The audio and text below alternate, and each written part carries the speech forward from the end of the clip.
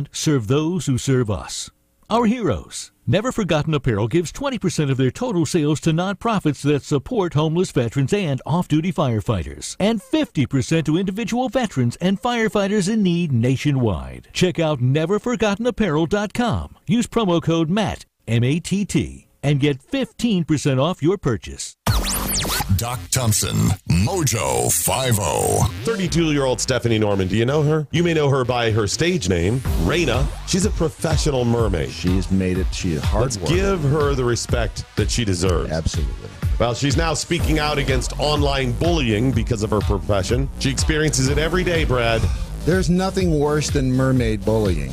She's been telling her tale. See what I did there with the tail? See, it's with the tail. Yeah, she's a mermaid. She's been telling her tale about how cyber creeps keep making unwanted and inappropriate comments. One guy said he wanted to hump her belly. Another said, "You're delicious, even without any tartar sauce." She feels bullied by these, huh? Yes, I mean, it's troubling. Wow. She's just trying to do her job as a mermaid, Brad. She doesn't need tartar sauce comments. Well, but if you just want to watch her swim... They're merverts. That's what they are. She's calling them merverts. Okay. Take the pain out of ordering your diabetic testing supplies with Diathrive. Diathrive ships the testing supplies you need directly to you when you need them. Best of all, with plans starting as low as $8 a month, Diathrive is probably going to cost you less than what you're paying today. Diathrive is so convinced that you'll love their service, they're offering your first month of supplies free. Simply type the code DOC, D-O-C, at checkout. Diathrive.com. That's D-I-A, thrive.com. Adjust your mojo now. Thank you.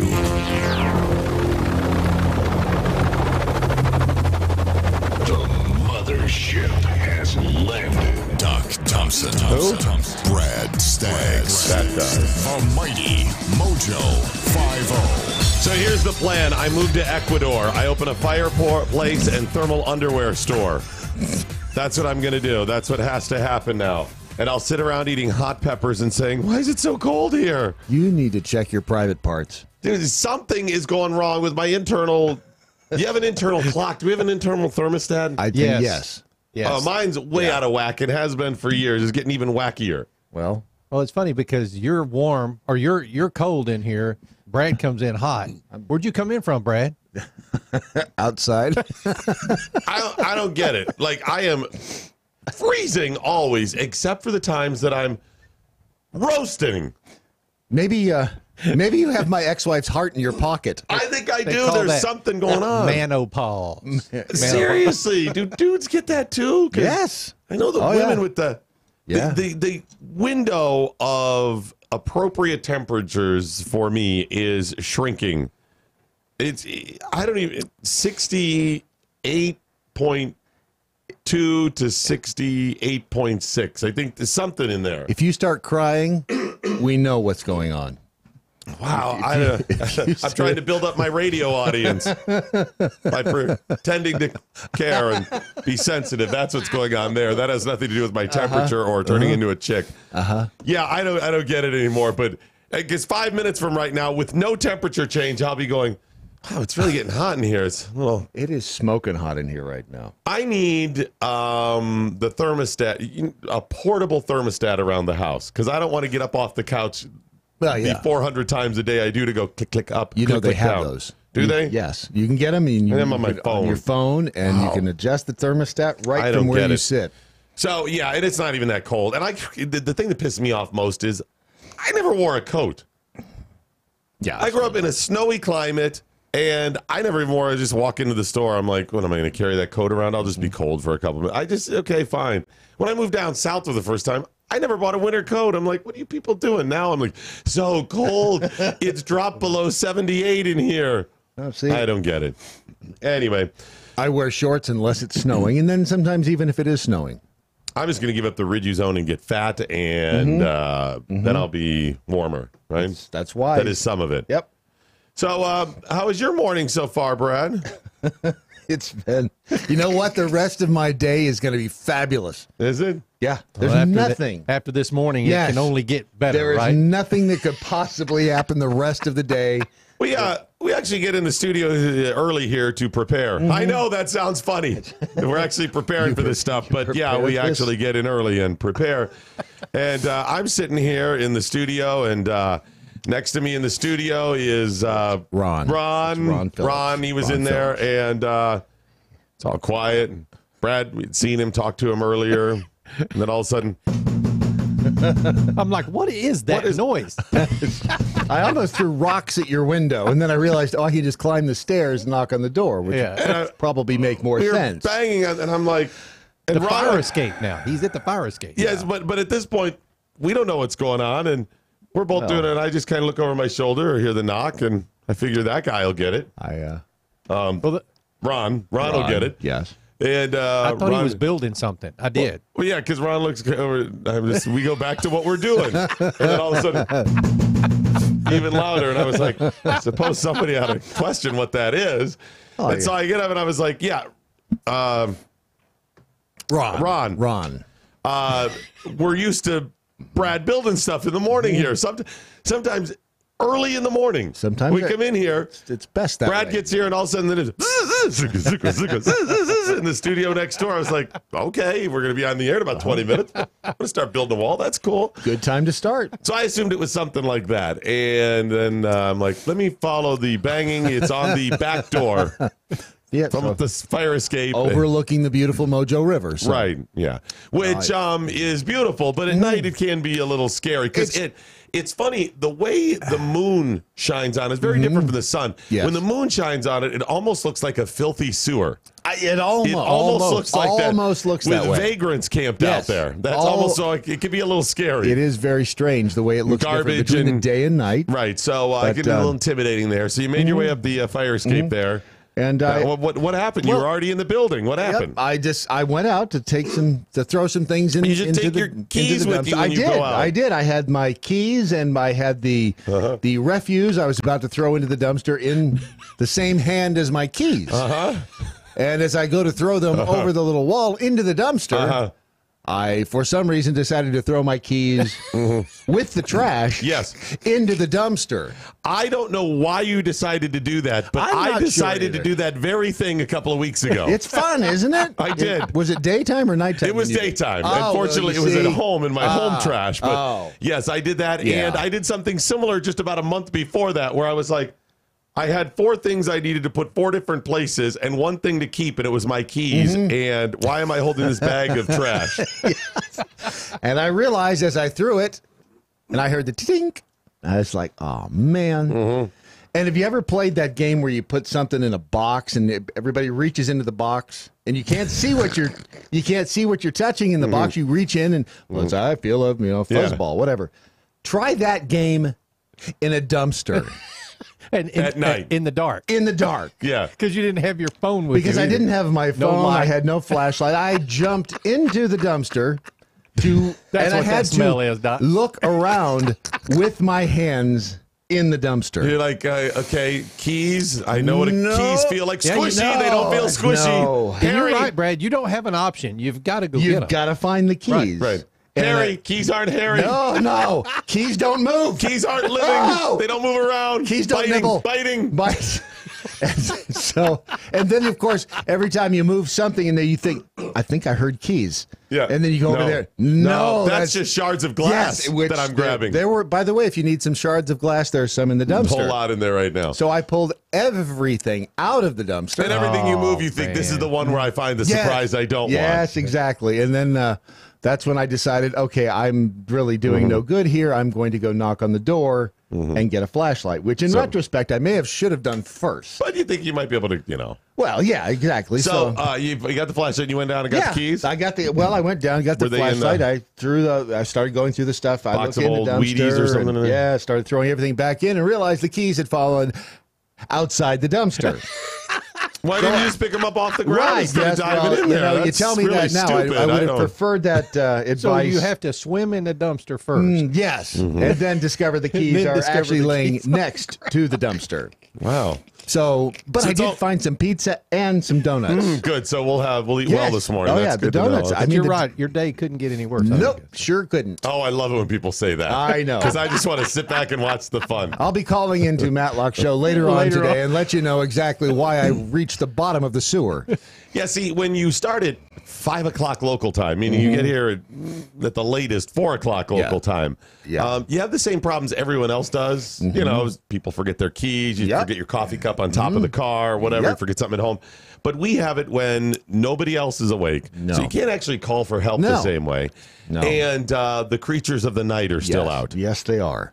And so are the little And animals. the little animals and everything else. Yeah. So I was- everything takes on a I was different expecting, I attitude. was fully expecting someone to walk up to the dumpster, wondering why things were flying out of it. And Oh, why? my I'm gosh. seriously hearing them empty this dumpster out here right now. Yeah. Oh yeah, you would have been screwed. They That's they no have joke. I thought it was thunder, and I looked. No, No, that's it's- them empty. so I It had is the to. loudest thing when they empty the dumpsters nearby here. Yeah. So I fortunately got my keys next to it. Had I thought about it, Is that hot sauce? yes, I think it is. Save Good. that for me. All right, I will. Had I thought about it, I would have headed down before you when you got your flashlight, hopped in the dumpster, and waited. Ha! That is. By the way, there is something wrong with me. I love scaring people like that. That is I know, scaring people one of is my fun. favorite. And you wouldn't have thought twice about getting in a dumpster Oh, to scare somebody, right? Me I either. wouldn't have. Yeah, I would- had I been Brad, I would have said, "I don't want to get in this dumpster to find my keys to get back into work." But screwing with somebody, Oh, yeah. I would have dumped. There's a raccoon in there. It's fine. It's just fine. We'll share as long as we can Push scare it out of Brad. the way. That's, That would be a good one, though. I'd like to do that to somebody. Oh yeah, That's there's something about. I think it's a power trip. Scaring people is fun. maybe it is. I don't know, and not like the grand M. Night Shyamalan. You know, some No, I just want a jump psychological scare. thriller slash. None of that. I just want to go. Ha! Yeah, that's By the way, that's what I always do too. Ha! and it works. Sometimes if you don't say anything at all and you just stand next to Oh, somebody that doesn't realize that one's you're- that's the scare that keeps giving because they go because they get the initial. Oh, it's just a statue.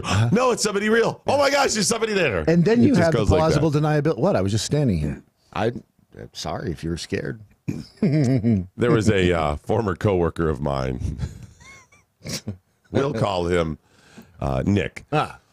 His name was Nick, so well, we'll call that's him a Nick. good idea, And Nick was jumpy to begin with. Was he kind of on edge? And we worked nights at this radio station. I ran the production room, all the recording facility and everything, and he worked for me there. So I was actually his boss, too. And Nick was jumpy. We had multiple studios, and the way the studios were designed, there was a rack of all the equipment that was out about 2-3 feet from the wall. So you could go a long way around to get behind it to plug stuff in, take stuff out or whatever. And you could see behind it. You know, there were little holes in the equipment you could see. But it was dark back there, so it was shadowy and you really couldn't. So on occasion, I would hide behind there.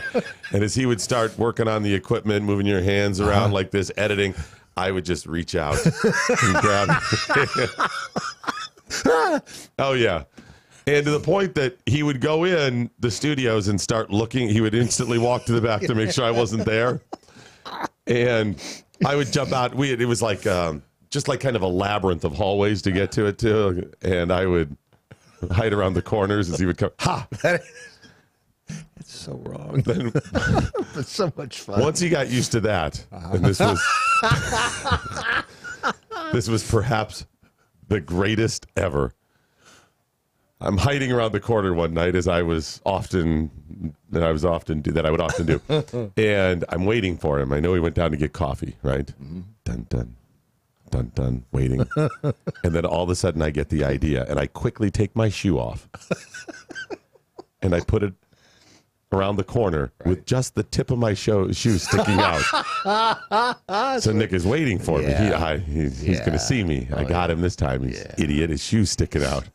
And I hid across the hall, around the other. There's like a little pole, like one of those pylons there, you know? And I hear him coming down the hallway slowly with his filled to the brim hot steaming coffee. Oh, that's evil. And he goes, ha ha, ha ha. I got you now, Doctor.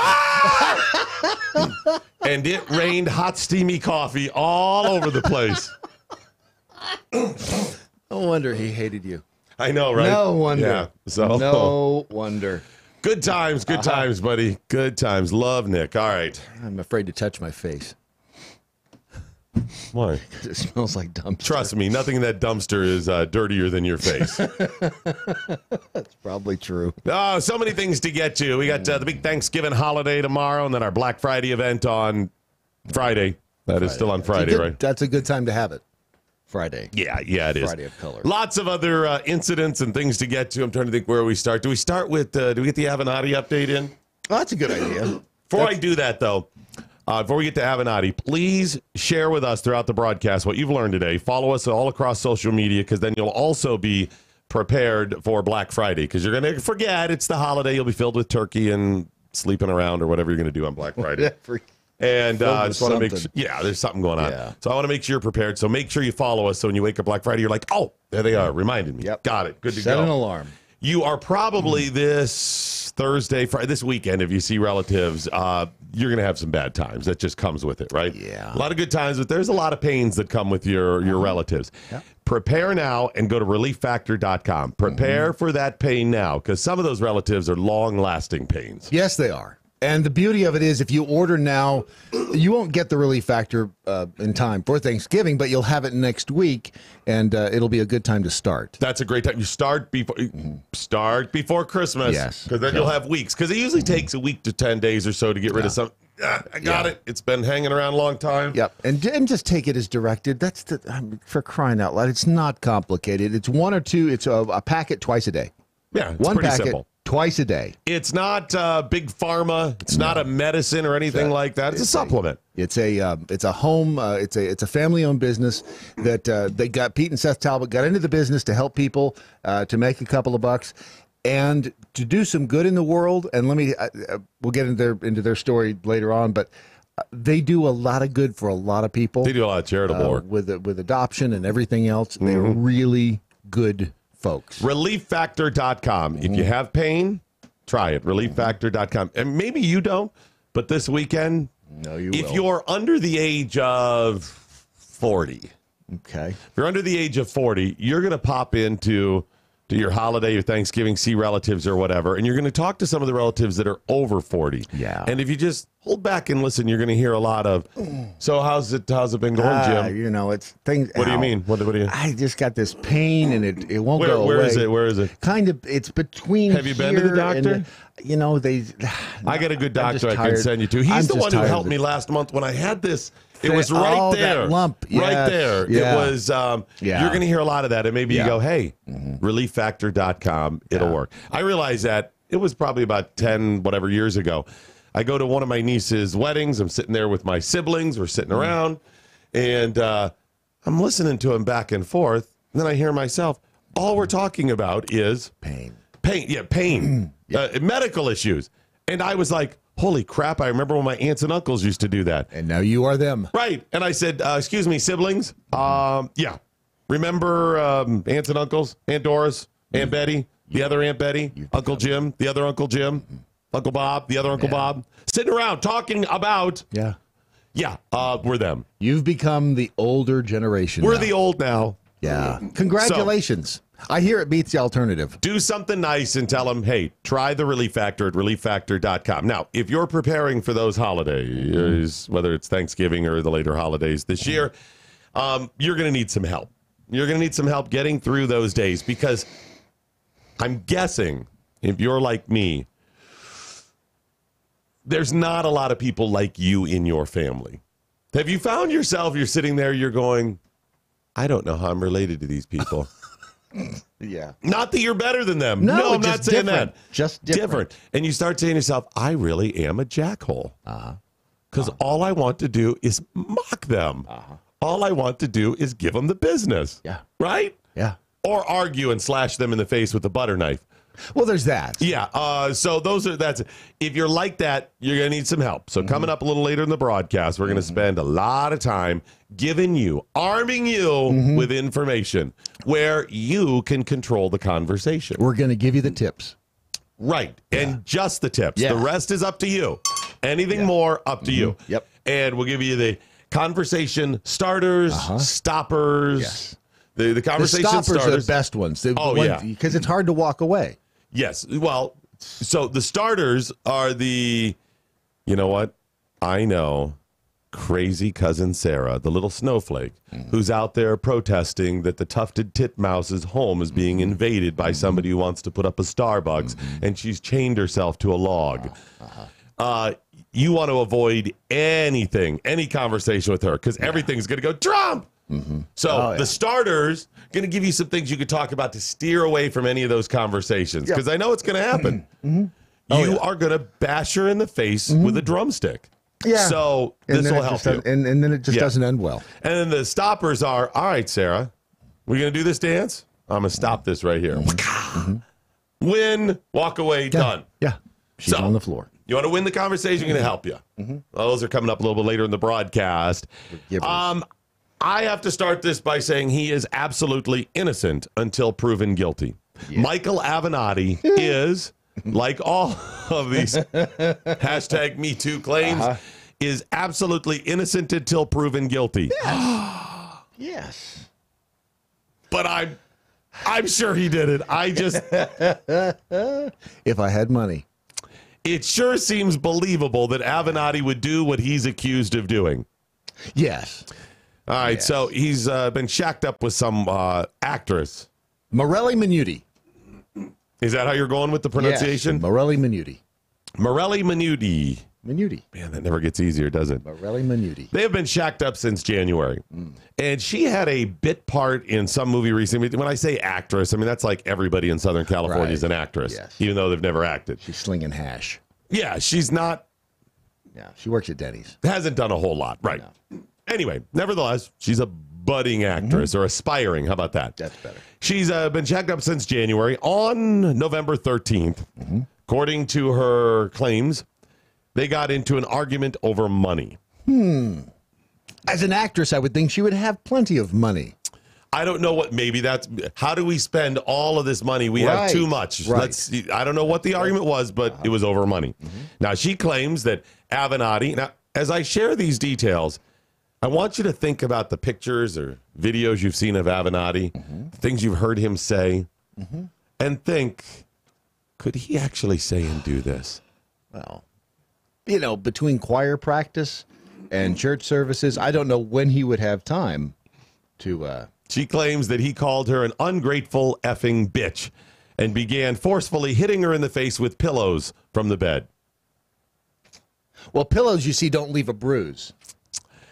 He then, according to her, said, "Don't disrespect me." Could you imagine Avenatti, such an affable guy who doesn't seem self-focused at all, be concerned with somebody not showing him respect? It just rings hollow. He then told her she couldn't sleep in his house that night, so she texted a friend. This, again, all alleged according to her police report. Right. She started texting a friend, she said, for help, but claims that Avenatti grabbed her cell phone and then allegedly grabbed her by the wrist and arm, dragged her out of the bed, she still in her underwear, dragged her across the floor, through the apartment, out the front door, into the hallway of the apartment. Doesn't seem very nice. She scantily clad. She had no phone, no car, no motorboat, not a single luxury in that hallway. What's she going to do? Right, exactly.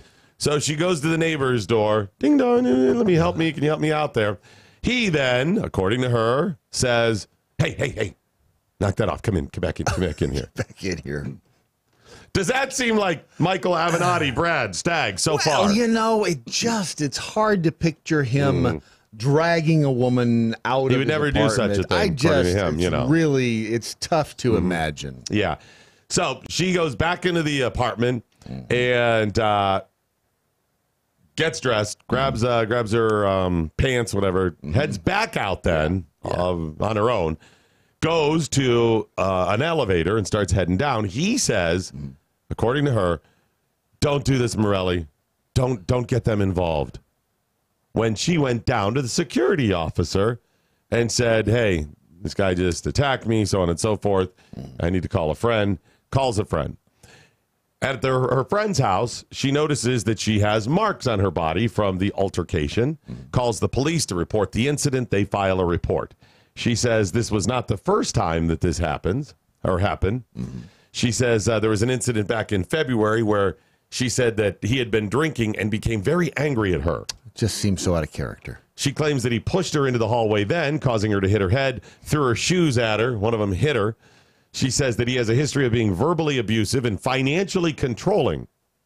Just so out of character. The financially controlling, here's an interesting little twist. She says he has vehemently opposed her desire to earn a living outside of Hollywood. Outside of that Hollywood. She must be an actress. That's interesting. I'm just saying, for a guy with a gargantuan ego, right? Would he want to date the woman who's, moderately successful as a office manager or something? Right. No, he wants to date. He wants to date the Hollywood starlet. And there is what I believe as well. She says that she's afraid of him. She filed a restraining order against him, so this is not over. He, of course, denied all of that, said he will be exonerated, suggested that there is video surveillance of the incident from the hallways and that as well. Absolutely. Absolutely. A fine, upstanding member of the Rotary Club he is. Now, again, he is absolutely innocent until proven guilty. Yep. I believe his character, this is in line with his character. It makes sense. It does appear that he is following the path he has chosen. Now, let me also say that even if this happened, and even if she is truly scared and she was victimized by all this, she still is on one level also pursuing this because she's trying to make a name for herself and cash in. Yeah, I was going to say a couple of bucks. There it is. Yeah. Life, liberty, and the pursuit of mojo. MoJo 50.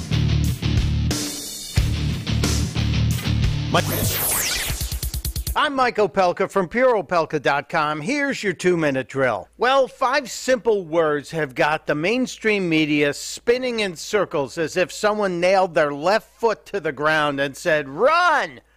Donald Trump and the 5 words he left the media with as he was escaping for the Thanksgiving holiday have caused quite a stir in the press. The president, talking about the killing of Saudi journalist Jamal Khashoggi, said this. We put out a statement on Saudi Arabia, which I guess most of you have seen, and we'll see how that all works out. It's a very complex situation. It's a shame, but it is what it is. That little phrase, "it is what it is merely a summary of what he had said previous to that, talking about the economic ties we have to Saudi Arabia, the critical partnership we require with them because of what's going on in the Middle East. But that's not going to satisfy the press. They want more than it is what it is. But it also is an evolving situation.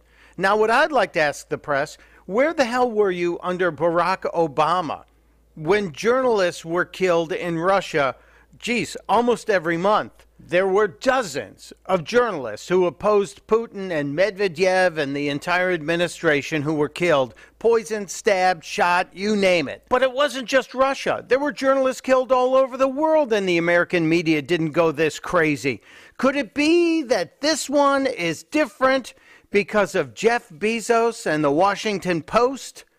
Testudo, my friends, testudo. Mike Opelka's 2-minute drill is powered by MoJoWildRice.com. Their wild rice is a superfood, gluten, sodium, fat, and cholesterol-free, yet high in fiber, protein, zinc, phosphorus, and trace minerals. But you're going to love it because it's delicious. MoJoWildRice.com. MoJoWildRice.com. Communiques coming in, Bradley J. Staggs. Why, yes, they are. Bearded Larky Farkin says, just be thankful you didn't come across anything like a dead body or a drunk hobo in the dumpster. All right, take your pick. You got to come across one of them. Do I? Which, by the way, doesn't feel like keys either. They're the same temperature. Can it not be a sober? They smell the same. What about a sober hobo? And remember, a hobo doesn't exist. What do you? Oh no! See, that's the difference between a bum and a hobo. A bum does not work. A hobo travels from town to town, works. I thought one of them was homeless and the other one was gay. No. Actually, sexual preference has absolutely nothing to do with it. Bum and homo. No, not homo. Hobo. Oh, hobo. That's different. Okay, yes, yeah. Completely different. Kieran, let's see. No, keys don't feel like Jimmy Hoffa. No, they don't. Ow, sharp, pointy, stabby.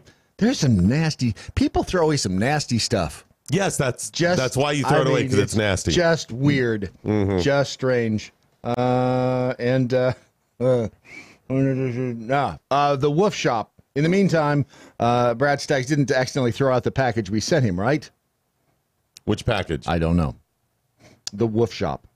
That's not that package. No, it's not that package. No, we'll talk about that package in a minute. Yes, that's good stuff coming up. And in the package we got in the mail, too. All right, that sounds good. In the meantime, let me remind you about Tar River Arms. Tar River Arms is a great company that's revolutionized online gun purchases. And coming up on Friday, we are going to be giving away a gun from Tar River Arms. Plus, they're going to have all kinds of Black Friday deals as well. So check out tarriverarms.com.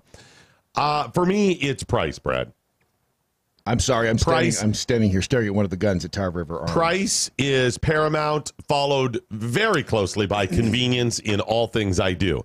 Occasionally, convenience trumps price to me. But I have done some nutty-ass, excruciatingly long and laborious, annoying things to save a buck. You'll stand in line overnight to save a couple dollars. Yes. Yeah. Right. Now, as I get older, sometimes, convenience wins out.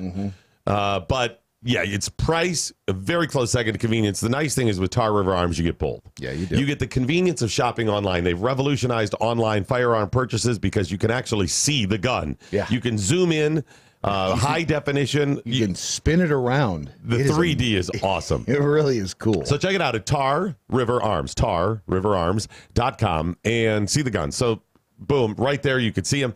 But the prices are amazing. So the convenience of shopping online and then the combination of the great deals, plus you're getting free shipping to the local FFL and no transfer charges. They take care of all of that. It's golden. And then the bonus, it's veteran owned and operated. Yeah. And here's an example of the price too. A Bushmaster ACR, it's a 5.56 rifle with a Sig Bravo 4 battle sight. It's you're going to save over $1,000, or just about $1,000.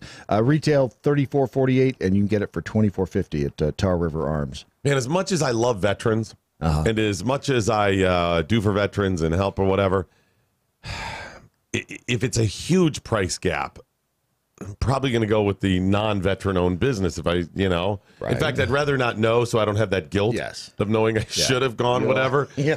If it's in the same arena at all. That conscience thing sucks. Is it $30 more on a $400 purchase? Fine, Right. veteran owned business, you got me. We're good to go. Is it a $60 difference? If it's $100? What if it's $500?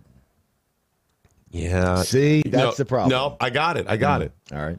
I save the money. Then I go help the veteran out a different way. Okay. At least you're then I'll have the money. Consistent. I'll give you that. But the good news is we have got a way that we are going to go big for veterans. Oh, huge. Veterans. Yeah, there's some crap coming down from the VA again. This is going to shock you. Are you ready? VA be effing up. Really? Oh, guys, it is maddening. I can't even get to it today. I'm going to be pissed. It'll ruin my entire weekend. Right. We are going to get to it soon. But Friday, we are going to announce something that is big. Gargantuan. Nobody's ever done anything like this. And it will be in support of and to help veterans and to stick it to the VA a little bit. It's time they are exposed, and it's time you and I actually begin to help veterans because we can't trust the VA. It is going to be huge. It'll be huge. TarRiverArms.com. Veteran-owned and operated, revolutionizing online firearm purchases. There was an incident. An incident. An incident where? I went down to the local convenience-type store. I won't say which one. Is it close to us? Perhaps. All right. Okay. And there is a lovely young lady behind the counter. It's not close to us then. She was, I might be being generous. She was a person of color. By that I meaning not white. She just was not a white person. All right. It is a little bit germane to the story. Okay. The bigger issue was the gentleman in front of me was of, I believe, Indian descent. Hello? And he had a little bit of the accent. All right. I can't, that kind of went into Irish there or something. Can you do it? Thank you. Come again. I did. You have to do a poo to get you in the accent. Please be to come again. Please do to come again. He steps up to the counter when he was next in line, and she doesn't say a whole lot. She's busy. She just kind of looks up, and he goes. Now I'm standing behind him, just waiting to check out, just bored. He says, "Do you have a cream pie?" And instantly, my annoyed at waiting in line and boredom changed, and I went, oh, did he just ask her for a cream pie? And she gave him the, excuse me? Do you be having the cream pie? Now, there was a moment of complete confusion by everybody else. Because on the one hand, you're like, he just asked her for a cream pie. And, you know, you're thinking that. She's thinking that. I'm thinking that. And then it's like, what does he mean by this? Does he really want the cream pie? He just wanted the cream pie. Or did somebody set him up for this? Hey, go ask her. Go ask her. She has a cream pie. You know, you remember the joke, right? That's the blinker fluid joke. Yeah. Yeah. Go in and ask somebody for the blinker fluid. Right, Yes. or a board stretcher, right? Yeah, board stretcher. Or, okay. How fast does your brother run the mile? Right. Somebody set this guy up. Obviously, there's a language barrier. Okay. Look, joke I was telling Brad yesterday. Foreigner moves to America, and he doesn't speak the language, and he says he's from, Eastern Europe, whatever. He goes, listen, I need you to help me. They bring the little roach coach every day for lunch, and I want to get something to eat, but I can't order. And he said, teach me something. He said, just ask for apple pie and coffee. Apple pie and coffee. So for months and months, he had apple pie and coffee, and he eats that for lunch. So finally he goes, dude, you got to teach me something else because I'm getting tired of apple pie and coffee. And he goes, cheese a sandwich. Right? So the next day he goes to the roach coach. He goes, a cheese a sandwich. They go, you want white or wheat? He goes, apple pie and coffee. They set him up, right? So we're standing there, and he goes, are you having the cream pie? And I instantly tense up, and I was like, oh, crap, this is going down. Something good is coming. Oh, I'm in it. And it's just and he repeats it again. He goes, Little Debbie, cream pie. Do you have Little Debbie's cream pie? And I was like, oh. Now I know what he means, but again, I'm still, at least we figured out what he means. Little Debbie has cream pies. Yes. You're aware of these? Yes, and they're good. They are some good eating.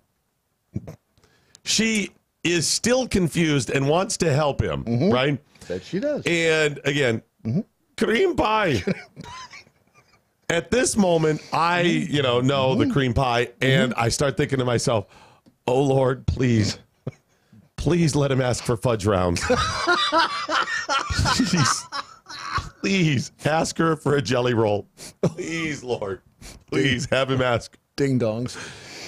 She kind of raised an eyebrow, paused, and just said, well, Debbie's over there. And he goes, thank you, whatever. Get your own. Right. And I just marveled at, it was good. Yes. But it could have been great. It could have been. Because if I'm a coworker, it's kind of hard as a customer, but as a coworker, I would have said, wait, what are you looking for? Can you describe it? Can you tell me more? Because Sharon wants to help you here. She wants to help you get a cream pie. She really does. Sharon? She's a giver. How do you feel about helping him with cream pies? Do you have any in stock? Could you show him the cream pies? Because I don't know if he can find it by himself. Please, just present him. Just go, you take him in the back. You help him out. Please, fudge rounds. Please, jelly roll. So they finish their, I go up and take care of it. And I'm standing there thinking then, how many other things, specifically at convenience stores, how many snack foods we have that could be pretty confusing. Yes. Right? Every day, Brad brings in bugles. Right? Yeah, bugles. Bugles and what is it, caramel Caramel M&Ms. But bugles, really? Yeah. The bugles. Do you have a bugle? Could you help me with a bugle? And today he brings in Muddy Buddies. Damn it, if that isn't confusing to a foreigner. No, the Muddy Buddy. No, cream pie. No Muddy Buddy. I'm sorry, that is not acceptable with the Muddy Buddy. Everyone likes a good Muddy Buddy. Ho-hos and Twinkies, Ding-dongs, and Cracker Jacks. Snickers, really? Cheez-Its, Cheese Rounds, Hot Heads, Lemon Heads, Lay's, Munchies, Munchos, Funyuns, Rolled Gold, Slim Jims, Pop-Tarts, Corn Nuts, Fiddle Faddle, and Zingers. Oh, yeah. I got your fiddle faddle. Hello, could you be helping me with the fiddle faddle? Rolled Gold, big in the Trump household. Cream filled. And he really likes the Cup of Gold. Oh, He loves that. Right? Those are fabulous. Can you imagine if you went to, I'm just saying hypothetically, Yes. a professional person, maybe somebody downtown, Okay. and you went up there and, you were inquiring about possible services that they offer, and you were to say something like, hey, baby, what's your dream? And you go, how much for fiddle faddle? They're not gonna say, what the hell's fiddle faddle? Nope, they are not. They're gonna say $20. Same as downtown, right? Yeah. That's what they're gonna say. Yeah, they're professional. Right, because you don't ruin a sale. No. I mean, it's like on your resume, especially if you're an actor, you just put, yeah, I could play that. Absolutely. You just do it and you try to figure it out along the way. Yep. So if you're her, I imagine you start fiddling and faddling and hoping that the two come together. And Sooner or later. And if he's like, what are you doing? No, use your finger. Not that finger. That one. Yes, there it is. that one. A little more fiddle, a little less faddle. Exactly. Because that's just rude. Hey, baby, what's your dream? Nutter butter. That's 20 times 2. That's 40 bucks. Is that 40 bucks? That's 40 bucks. Go get a friend and come back. We'll nutter butter this bitch up.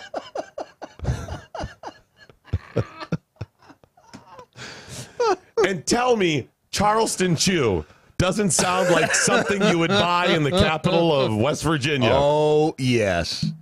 Yes. I'm heading to South Carolina to get a Charleston Chew. I just left Cleveland. I had a steamer. Right. You got your Cleveland steamer. You got your Charleston Chew. Right. Right? Does that not sound like this? Exactly.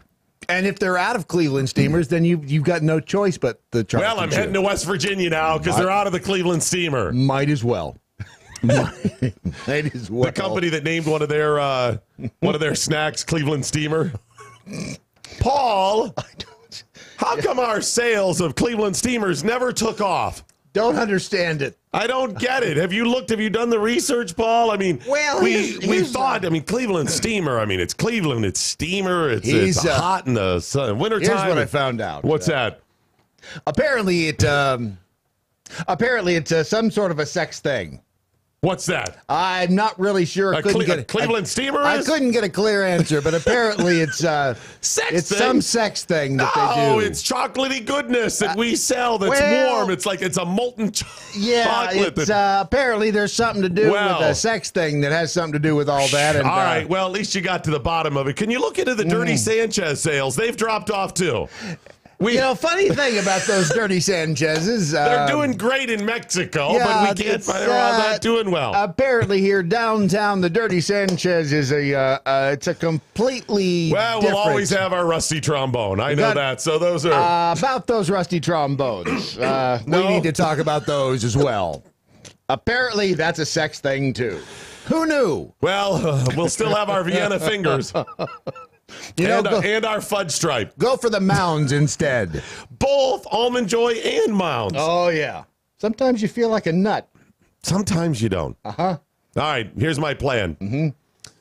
I want you to research all of our other products to make sure they're not sexual at all. No. I want you to look into our Big Hunk, our Bit-O Honey, the Whompers, the Snickers, and the Rolos. Check out all those. And while you're at it, do some research on the Goo Goo Clusters, Abba Zaba, Nutrageous, and that cream egg, right? I don't want there to be any misunderstanding when we offer up our Fun Dip, Jawbreakers, or Fruit Gushers. The Pixie Sticks, the Razzles, and the Runts. By the way, am I allowed to say Runts on the air? I believe so. Okay, good. I believe so. It's only in West Virginia they frown on that. Have you thought about that? All of the EL fudge. And what does the EL stand for? Extra long. Everybody loves fudge. They put that in the commercial. Everybody loves fudge. It's made with elfin magic. Wait, what? You're going to get arrested for that. Yes. If they catch you making elfin magic, Right. it's like the guy with the horse.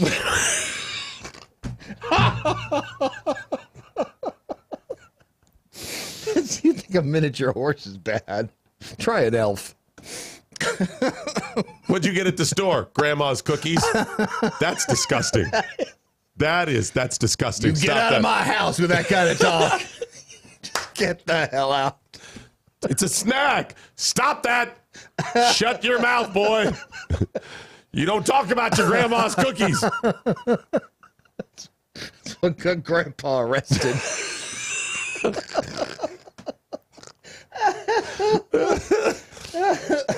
Tiny Tarts? By the way, I think those are in the UK. I think they are. Tiny Tots, $20, same as downtown. Large Tots, Toddy Tots. Sugar Daddies. Oh, yeah. Slow Pokes. Who wants a fast one? Well, if it's lunchtime. Blow Pops. All right. You forgot the gum. You got to have one or the other. Sorry. Gun to the head. Grandma's cookies or blow. You know, let's walk down and have both. I stand there and I'm looking at all the products on the shelves and I'm like, oh my gosh, he could have asked for any of those. Chips Ahoy, sailor. Ahoy. The sailors like those. Chips Ahoy. Ahoy. It's chocolatey chips. Ahoy. Hey, y'all. Hey, y'all.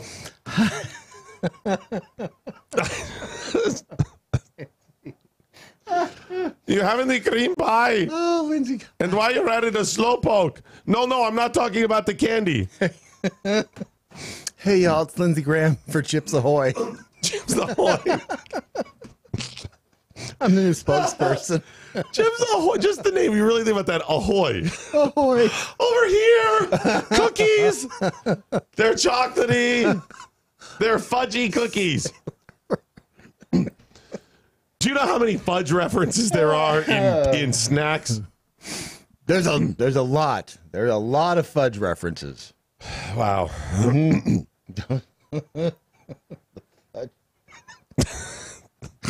Oh, God. I remember the days my mom made fudge. By the way, MeWe chat room, you're welcome. I think everybody in the MeWe chat room is going, damn! My fingers, I can't type that fast. Slow down, I can't type that fast. For transcripts of this broadcast, simply write down everything we say. You can have it. Right. Fiddle faddle joke. Fruit gushers, damn it. Are you going to get to the gum? Oh, there's got to be a boatload. I'm trying to think off the top of my head. There's one of those. You're missing the obvious. I think what other gums we have. Juicy fruit. Juicy fruit. Did you mention Milky Way? Oh, no, I didn't even get to that. How about Zagnuts? Three Musketeers. For those that couldn't make it in the Chips Ahoy Brigade, they joined the Foot Patrol. They're part of the Three Musketeers. Hey, y'all. They're swashbucklers, you know. And you. Are y'all brothers? Ahoy! Are y'all on the same team? Yeah. Wow. Yeah, there's probably a lot of, there's probably tons I've missed too. I mean, those are just rolling right out there. I think you know the guy in the Fudge middle. stripes. Fudge grams. Do you realize we missed that one just now? Fudge Graham. Oh, my. Oh, my. My name's Lindsay, but you can call me Fudge. Ahoy.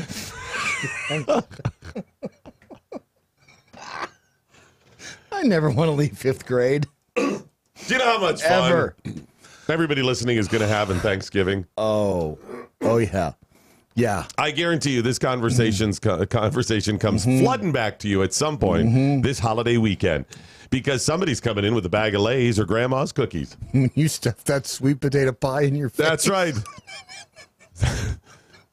Would you like cream for your pie? Would you like ice cream? I hope grandma's there and goes, I made cookies. Anybody wants a whipped topping? That's right. One of the kids in the family are going to have one of those candies. Fruit by the foot. You haven't lived till you've had it by the foot. I'm telling you, that's a gift that keeps giving right there. Whew. It got hot in here. It is so hot.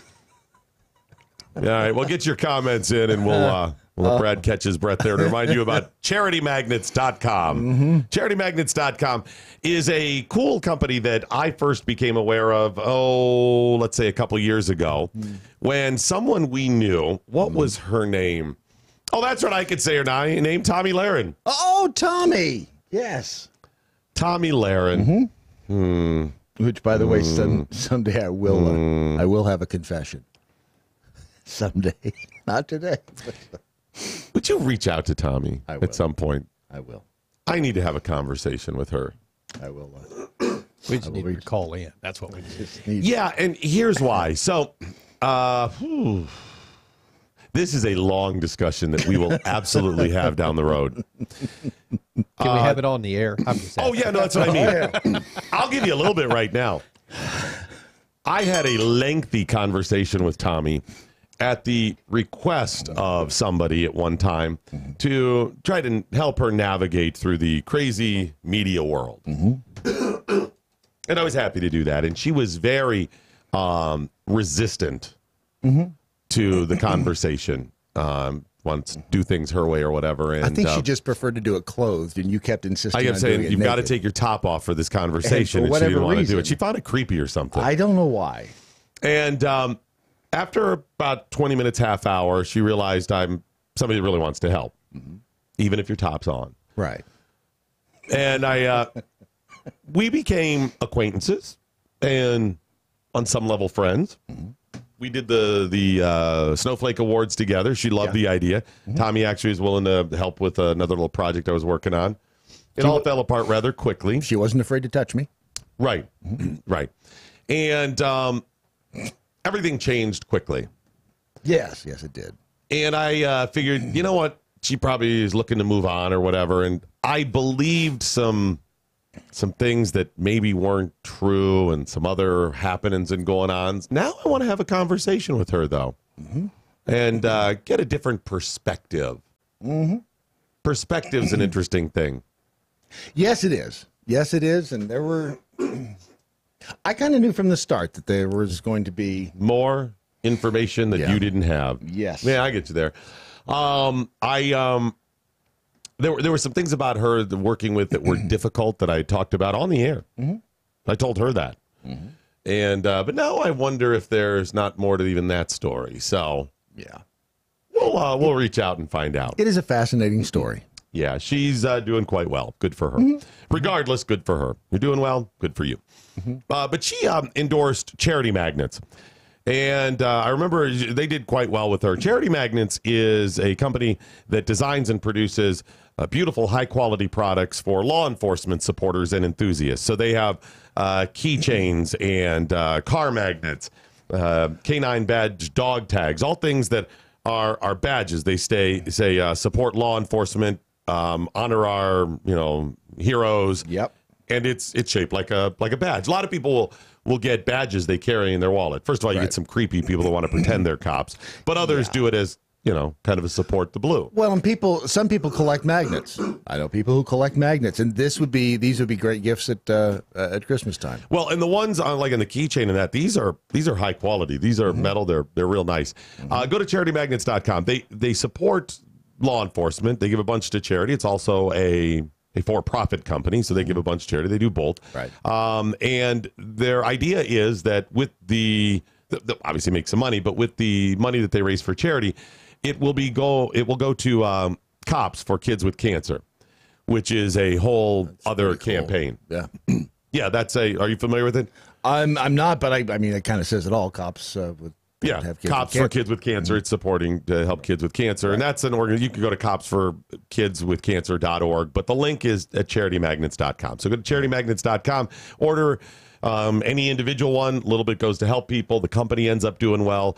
And on top of that, you could sign up for a reoccurring delivery magnet, whatever. So it's given a little bit. It's a nice thing to do where you could say, you know what?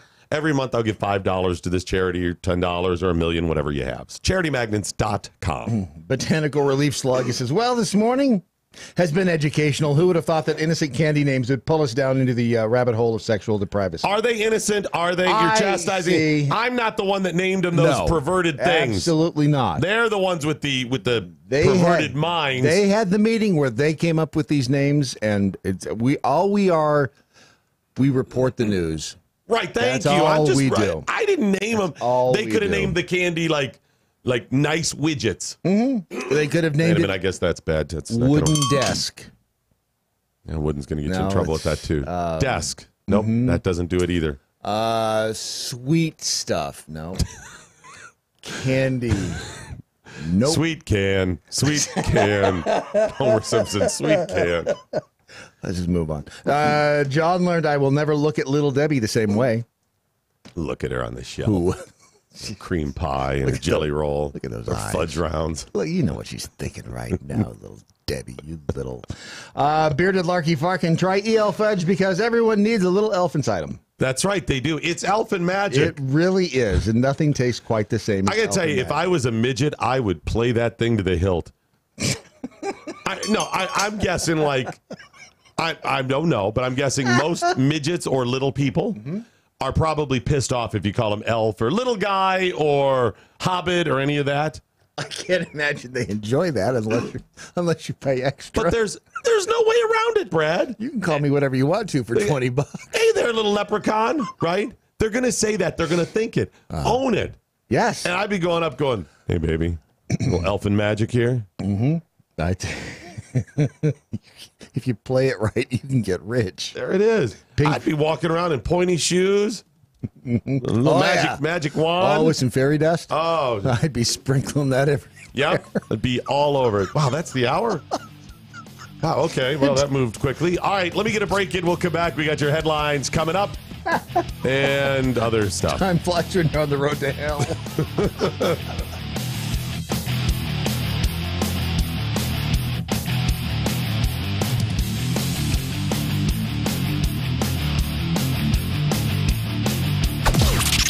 This is the seditious, rabble-rousing, liberty-loving, home of fun, entertaining, and compelling talk. MoJo 50. News this hour from townhall.com. I'm Rich Thomason. Have any romaine lettuce in the fridge? Do not eat it. Throw it out. The Centers for Disease Control urging us to steer clear of romaine because of an E. coli outbreak. We want people to not eat or buy any romaine lettuce, and that includes whole head romaine, hearts of romaine that could be in a salad mix, while our investigation continues. Dr. Laura Gerolchowski, a member of the CDC's Foodborne Outbreak Response Team. This E. coli outbreak has sickened 32 people in 11 states, 18 people in the Canadian provinces of Ontario and Quebec. President Trump's lawyers say they've given the special counsel's office written answers to questions relating to the Russia probe. The president has insisted he wrote the answers himself. They're all finished. The written answers are finished. And shortly after the president left the White House to spend Thanksgiving in Florida, his lawyers said the answers have been submitted to Bob Mueller's office. It's an important milestone, marking the first time the president's known to have described for investigators his memory of key moments they're probing.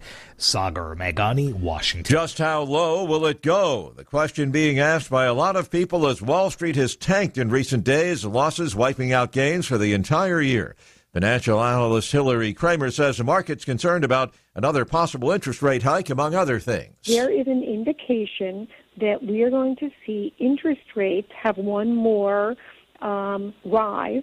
They'll be raised in December by Chairman Powell. Kramer, editor of the financial newsletter Game Changers in cooperation with Salem Media, parent company of townhall.com. Right now on Wall Street, stock futures pointing to a higher open later on. Dow futures up about 90 points. NASDAQ futures better by 44. S&P futures up 12 points. More on these stories at townhall.com. Dating today with all the crazies out there has to be nuts. Yes, it really would. Wouldn't it be nice if there was a place you could go to find people who think like you do? Like me, like libertarians and conservatives? Right? There is. WeThePeople.dating. Amazing. What a genius idea. This is a site that you can go to if you're single and you are looking for somebody who you know you're going to think the same way, as far, from a political freedom standpoint.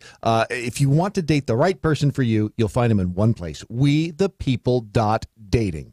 There's a better way to meet people without having to suffer through all the crazies. Weed out all the nutty people with WeThePeople.dating. That's WeThePeople.dating. It's easy to find a liberty-minded match, and it takes less than a minute to create a free account and begin browsing through over 11 million monthly subscribers. Look, we all know the success of a relationship hinges on the core shared values of a couple. So check out WeThePeople.dating. Sign up and start dating today. WeThePeople.dating. Life, liberty, and the pursuit of a partner. This is David Barton with another moment from America's history. While some Christians anticipate the upcoming elections and the opportunity to be involved in civil government, others view Election Day as no different from any other. Although they cherish their religious liberties, they see no mandate to be involved in government further than to pray. Such individuals need to consider the words of founder John Witherspoon, who wisely observed, "There is not a single instance in history in which civil liberty was lost and religious liberty preserved." While it is true that every Christian should at least pray for our government, founder John Hancock noted there was more. He charged, "I urge you, by all that is dear, by all that is honorable, by all that is sacred, not only that you pray, but also that you act." Therefore, in this year's elections, in addition to praying, make sure that you vote. For more information on God's hand in American history, contact Wall Builders at 1-800-8-REBUILD.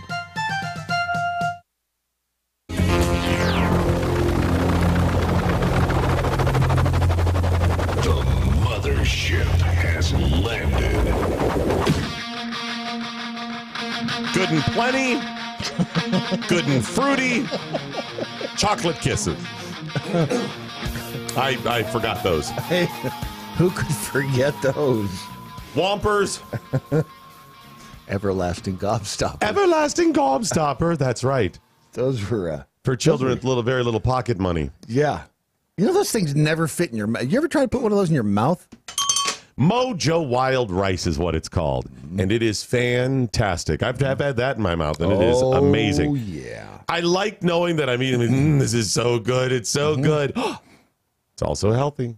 But don't tell anybody. No. Don't tell anybody. It's like eating good vegetables. Right. This is, by the way, lots of good stuff at MoJo Wild Rice throughout the holidays, too. And you can try the sampler packs, where you get to try a bunch of the different products.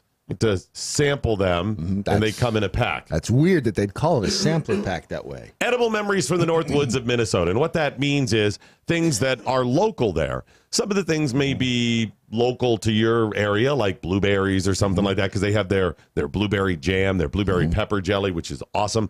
But probably not the wild rice. It's the only native grain in North America. It's more of a superfood or one of those ancient grains like quinoa. Yep. A lot of the grains we eat aren't that great for us. For those of you in Nashville, quinoa.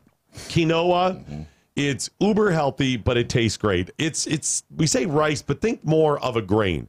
There are rice-like qualities to it. Yeah, but it's not when you... I would say this. Think cross between sticky rice and long grain rice. Yeah. It was not. Is it in there somewhere? It was not what I expected when I ate it. It was just it's different. It's good. I would say it's not like rice. You know how long grain wild rice is usually chewy? Yeah. The texture of that, think that It's got a little bit of that because you got a little of the hull in it. Is that what you call it, the hull? Yeah, the hull of the husk. That's one of them. Whatever it is. But you also have then a little bit of the texture of a sticky rice, especially if you cook it a little longer. Add a little more stock or water and cook them on, and that's the texture. And when Patrick was talking about it last night, Chef Patrick was discussing what he was going to be making for us and for everybody who's coming here to Black Friday on Black Friday. And it was like, I think I'm looking forward to that more than anything. Yeah. well, I thought about it. Have you ever been to one of those mashed potato bars at a wedding or something like that? Have you had that? Maybe that's come on over to my mashed potato bar. Let's just say I have. I'll put toppings on it. Yeah, it's where you do a big thing of mashed potatoes, and there's cheese and chives and bacon and all kinds of stuff you can put, and you make your own. And they're good. You do that with rice. It's going to be healthier, and it's going to be even better because you can also do sweet as well as the savory. So he's going to lay all that stuff out there. Try that. Try all the great products at MoJo Wild Rice and get ready for the holidays. Again, I would probably try one of the try making an alternative stuffing with the wild rice, or just one of the wild rice side dishes. So you could do this as a side dish. You put the wild rice out there, having cooked it in maybe a stock, a chicken stock or something, to add a little more flavor, salt, pepper, onions, garlic, right off, and then have some fun with it. Yes. I mean, fun with your food. I would add mushrooms then. Think about this for a good Thanksgiving, right? So you do the wild rice, having cooked in the stock, you season the stuff up, and then you put some onions chopped fine, and you do some mushrooms with it then. Oh, yum. Yeah. So you get more of the, get away from like any Asian flavor. You get more earthy American fall flavors with the mushrooms and that. And then you could pepper in there, think about this, some finely chopped little pieces of apple, like a sour apple. I was going to say something kind of sweet. Yeah. That would you could do that, or you could put in some butternut squash cubed or sweet potatoes or cranberry, something like that. That stuff all works. I've tried varying combinations. I have yet to have one where I go, ooh, that didn't work so well. No. Whatever vegetables you have, throw it in there. Just try all the products at MoJoWildRice.com. It's MoJoWildRice.com. We've scoured news platforms and agencies around the globe for today's most profound news headlines. Presenting them now, here's Brad Staggs. And this profundity is brought to you by MoJoWildRice.com.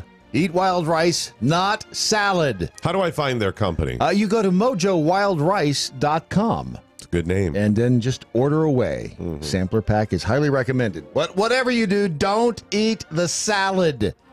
Do not eat the salad. They don't have salad there. No, I mean on the Thanksgiving table. If somebody puts salad down in front of you. Oh, crap. I saw this. Yes. Health officials in the U.S. and Canada have said, do not eat the salad. Romaine lettuce is apparently under an E. coli outbreak. At the moment, they have no idea where it's coming from. So I thought it was from Romania. No, not the salad, not the lettuce itself. They were wondering where exactly in the United States the romaine lettuce that is tainted with E. coli was grown. Okay, we get these reports all the time, and we've even had breakouts over the years where 3 people die in the Midwest from E. coli tainted spinach or something. No, that would be the cough drop. It's E. coli. E. coli. E. coli would be the cough. E. coli. E. coli. Yeah, no, that's E. coli. Ricola. That's Ricola. Rica. See? Rica. How does that work into Rico, who cleans the offices? It's completely different. Okay. Something completely different. Yeah, so you get those. This one kind of freaked me out from the CDC yesterday, and I think I even tweeted or posted on social media, where they're like, romaine, don't eat it. Don't eat any of it. Yeah, they were wigging out. It seems a little more intense this time for some reason. And I don't know maybe why. Just me. Okay. 32 people in the States, in 11 states, 18 people in the Canadian provinces of Ontario and Quebec. But they're just Canadians. So I have documented proof. I did not hear about this until yesterday, well after I made my wife's week full of salads. I made her a week full of salads and put them in the refrigerator, many of them with romaine. Well, there you have it. Remember, if you see salad on the table, pick it up and throw it across the room, shouting, "Don't eat the salad." That's right. It's tainted. It'll make you very popular this year at Thanksgiving. And remember, if you see romaine lettuce, it has a huge taint. Just toss the salad. That's all we're saying. The White House has I can't believe you trumped me on that. Damn it. Wait, the White House has issued some new press conference rules. This should be entertaining. They'll be known as the Acosta rules. Yes, they will. Journalists dictate now. A journalist will now ask a single question.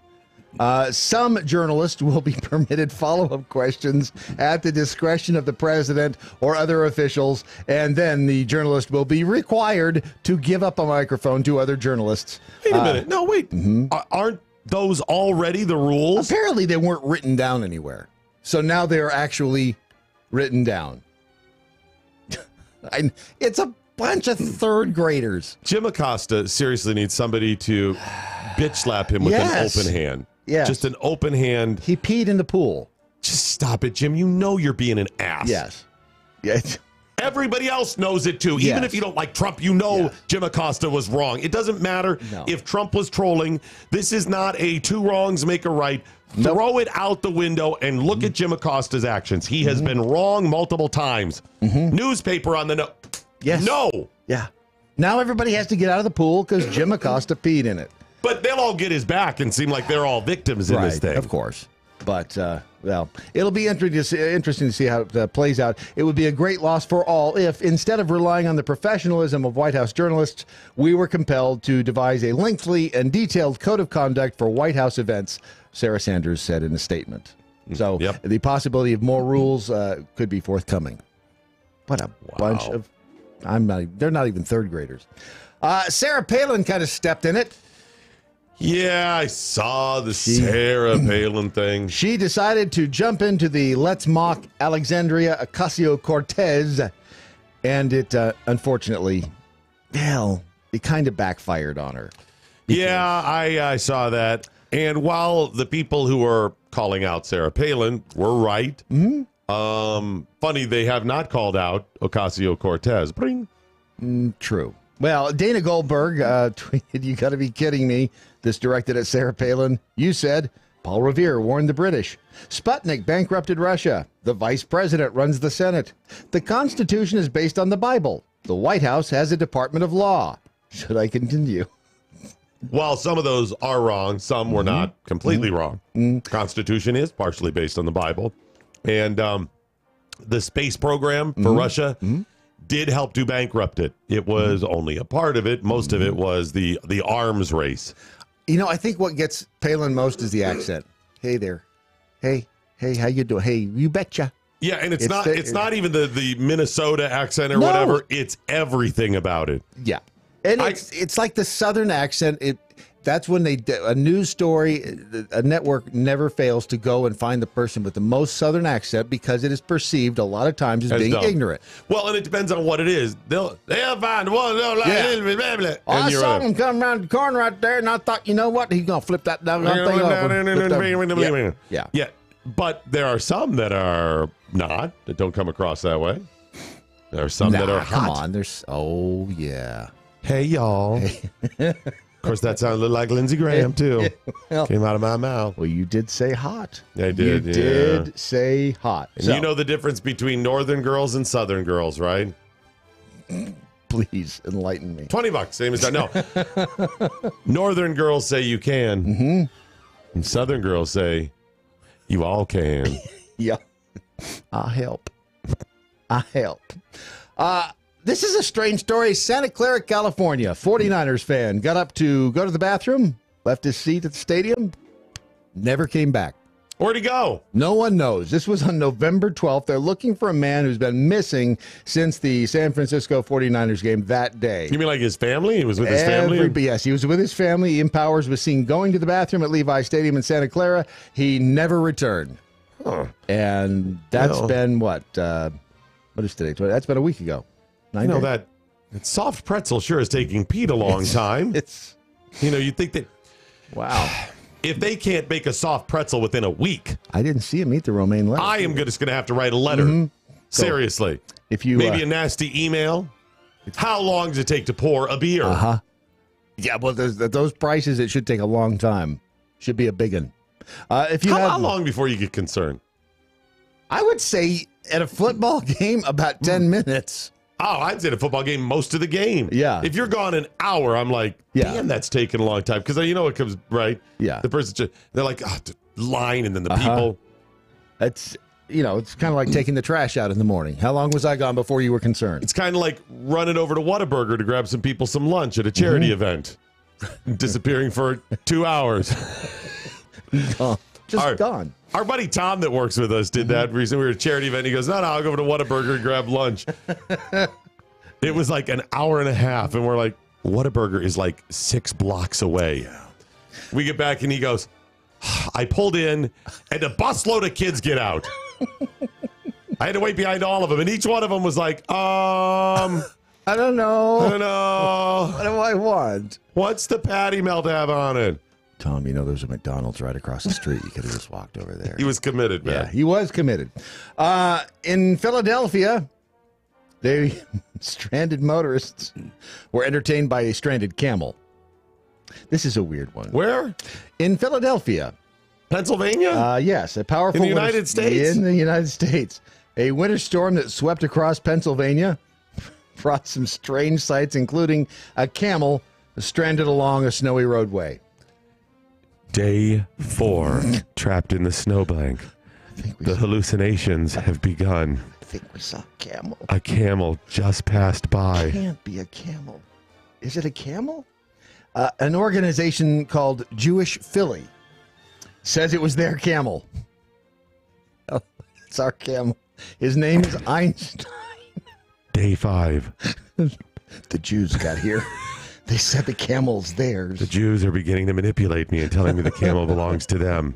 They say his name is Einstein. It's very, very odd that there was a camel wandering the Interstate 40. No, it was 40 miles north of Philly. There's a video, actually, of it on social media. We'll be sure to tweet that out. There is the camel. It's an honest... Yep, you got to see this, folks. It's an honest-to-God camel just standing there on the side of the road on Interstate 309. So, no, you weren't hallucinating. Wow. Speaking of strange things, the internet is freaking out over a ball of worms. What the hell is that? Yes, exactly. That's what everyone is asking. It's a mass of pulsating sewer worms. Yeah. Wait, what are the different colors? Are the red ones worms too? Holy moly, that whole clump is worms. Yes, that's what all are the worms. lighter color ones underneath? Those are the disadvantaged worms. It's a worm orgy. Yes, it is. It's a wargy. Yes. According to Penn News Agency, which they say seems to supply some content to British tabloids with a spotty track record when it comes to accuracy, posted this video. But it is, you've seen the video. The guy who found it says, I almost decided to kill it. And you mean them? This was in Houston. I hope it's a them, because if it's just... If it mutates to an this is the end. It is a really disgusting. Yes, and it's about to be on the MoJo Facebook page and in the MoJo MeWe. Day 7. Spotted worm orgy. I don't know how much longer I can survive. These hallucinations are getting worse. They're freaking me out. They told me not to eat the lettuce. But I ate the lettuce. I ate the lettuce. I think this is probably a good time to take a short break from headlines and tell you about The Rich Solution, sponsoring the next portion of Headlines. I love The Rich Solution, and I love the riches. Oh, yeah. Love the riches. Good people. Good people who put up with our crap. Except for that one. That one. Yeah. Gwen and Adam Rich, one of them is fantastic. Yeah. Is amazing. Yeah. You'll know which one. You'll figure it out. They know, too. They know. We don't have to say it. No. Go to therichsolution.com and find out about their story. It's a great inspirational story you can get in book form. And along with that, you're going to get some real tips to life, some things that'll help you out. She being Gwen, managed to beat, thus far, cancer, surviving far longer than anybody with her particular type of cancer. And then the comically horrible things that happened following. I don't know how they survived. You beat cancer and you think nothing else can happen now. Ball of worms. Yeah. Ball of worms. Wow. Yeah, it's we laugh about it because it's so ridiculous the amount of bad that befell them in a short period of time. But it ends up a pretty good story because not only that she has survived, but a lot of life lessons and some things that can help you out as well. And it's really about 3 things. her approach to surviving the cancer, it's really about three things: nutrition, faith, and your brain. Right? What's the third thing? Ask Curly. Why can I never remember the third? It is the three things. Because they tell you the two. They tell you the two. The third one's going to cost you. Here's the thing. If you go to therichsolution.com and you click on supplements, go down about 2/3 of the way, because I know the jackholes all have issues with sleeping. Oh, they're up all hours of the night. If you want to get enhanced sleep without melatonin, check out the enhanced sleep without melatonin supplement that they have there on the Rich Solution. This restores optimal sleep, promotes relaxation, and aids in stress management. The nice thing about their supplements, they work in combination with the other things in the supplements to give you the proper balance of these things. I never realized that. It's most of us, I think, now understand that the relationship between calcium and vitamin D. Well, and if you don't if you don't take certain supplements with other supplements, they don't do any good. I mean, they have to be taken in conjunction with each other. Looking for the packaged supplements at therichsolution.com. And I posted one on my page over in MeWe. Here's an interesting story. A 78-year-old man in California claims he killed at least 90 people over 4 decades. Folks, how come this is not bigger news? I don't know. This is fascinating. Aside from somebody is a serial killer, possibly the most prolific serial killer. I figured that I did the math. It's one like every 6 months. And did you see the states? Oh, they're all over the place. What state are you in? Okay, likely he killed somebody in your state as well. It was all across it makes a path like from the Great Lakes region, all the way Ohio, down to Michigan, Louisiana. Pennsylvania, all the way down with an arc going to like Route 66. Macon, Georgia. Oh, that's right. It was in the southeast too. Yeah, it's all over. Decatur, Texas. It's bizarre. Arizona. He makes it all the way out west. It is really strange. Yeah, you got to see this guy. So they busted him, if I get this right, for a couple of murders. Yep, he was serving Texas. a life sentence in California for 3 murders. California, sorry. But then he confessed to a Texas investigator. Okay, he confessed, and he's like, yeah, I may have killed him. And now all of these states are sending people to interview him, to question, and they're opening up some of these cold cases. Did you see, were there any particular interesting ways that this played out? Like, he tied him up like the BT kill. I think he just strangled them all. They said that he provided details of the killings that only the killer would know, but I don't think that they gave complete. Wow. Yeah, I mean, it's just this guy is scary, and he got the dead eyes. Oh, he's got the crazy eyes. He's got the dead him. eyes. Yep. It's over on. I put it on our Facebook page, and we'll put it on the MeWe page as well. It's one of those when you see. That's Lindsey Graham you posted. Oh, that's whatchamacallit posted him. Okay. Yes, that's all right. That's just to clarify, to our knowledge, Lindsey Graham is not a serial killer. No, to our knowledge at this point. But come on over Sunday night for the Hot Fudge Sunday night at Lindsey Graham's house. It's gonna be a party. Ahoy! Hey, y'all. A DJ whose shed-based radio station has only ever been heard by his wife is expanding his audience now after 44 years. I thought this is a little inside the industry, Is the dog going to listen to? Well, here's the thing. Deke Duncan, not his real name. He's 73 years old. He started playing records from his back garden shed in England in 1974. But since he didn't have a license, the only place his station could be heard was through a speaker in his living room. So he's been playing to his wife, Teresa, now for 40 years. Oh, my. Honey, I'll be in the shed. I think the guy's genius. Here's one off the request lines for Sharon.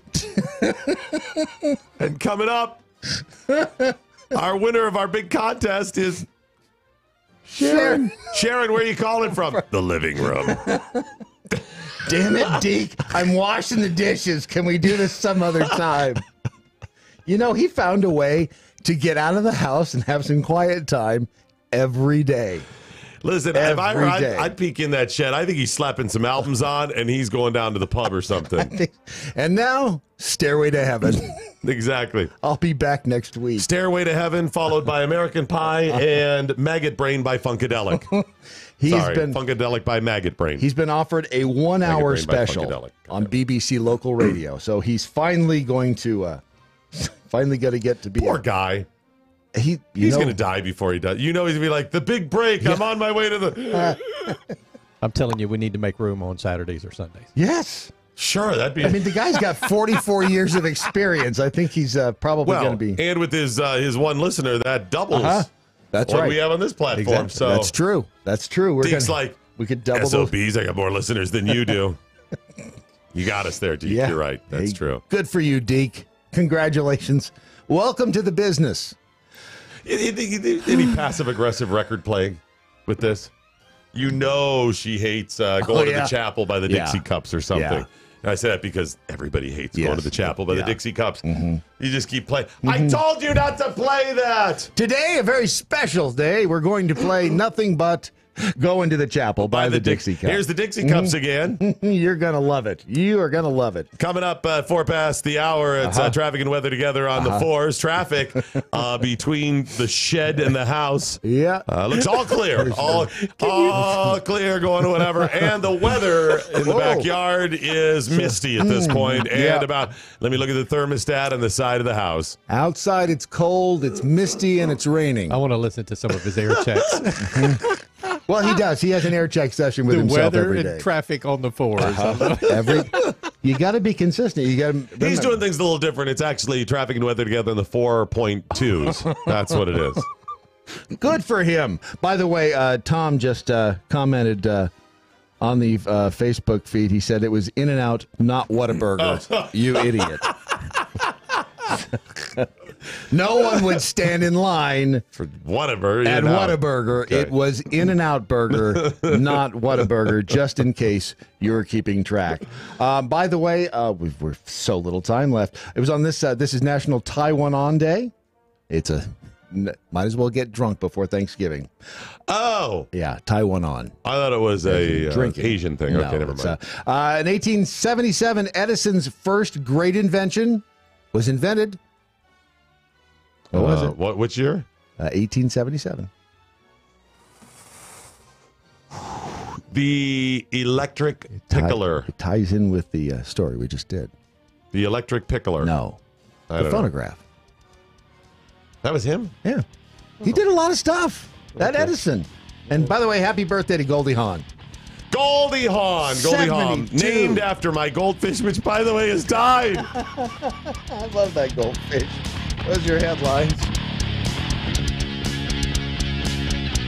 A free exchange of ideas. MoJo 50. How close are Americans to accepting a social merit system similar to the social credit system implemented in China? Pretty close if one Democratic presidential hopeful for 2020 has his way. New York entrepreneur and future presidential candidate Andrew Yang wants to implement a system in which a government-run mobile app rewards Americans with digital social credits, or DSCs, for good behavior. Yang's presidential website states that the new modern time banking could be earned, for example, through volunteering at a local shelter, participating in a town fair, coaching Little League, and a range of other activities that make your community stronger. Yang explains, there are many things that we want to see happen as a society that the market doesn't recognize or reward. We need to create a new way of both measuring and rewarding positive behaviors that spurs people to give to and ask more of their neighbors. We could create an entire parallel economy around social good that spurs incredible levels of activity and reconstitutes the fabric of our society. We've seen the power of these award systems to drive behavior through online communities. However, Yang doesn't want you to worry that his system is similar to the communist government system of China, in which every citizen in China is assigned a social credit score that determines whether they can buy plane or train tickets. His campaign manager says that the big difference is that Yang's plan only rewards but doesn't punish anyone for not participating in the program. At least for now, right? Sounds like another socialist program brought to you by another socialist candidate. And that's today's reality check with Susan Knowles. Never Forgotten Apparel is more than just a premium women's and men's clothing line. It's a movement to remind us to wear American made and serve those who serve us, our heroes. Never Forgotten Apparel gives 20% of their total sales to nonprofits that support homeless veterans and off-duty firefighters, and 50% to individual veterans and firefighters in need nationwide. Check out neverforgottenapparel.com, use promo code DOC, and get 15% off your purchase. That's neverforgottenapparel.com.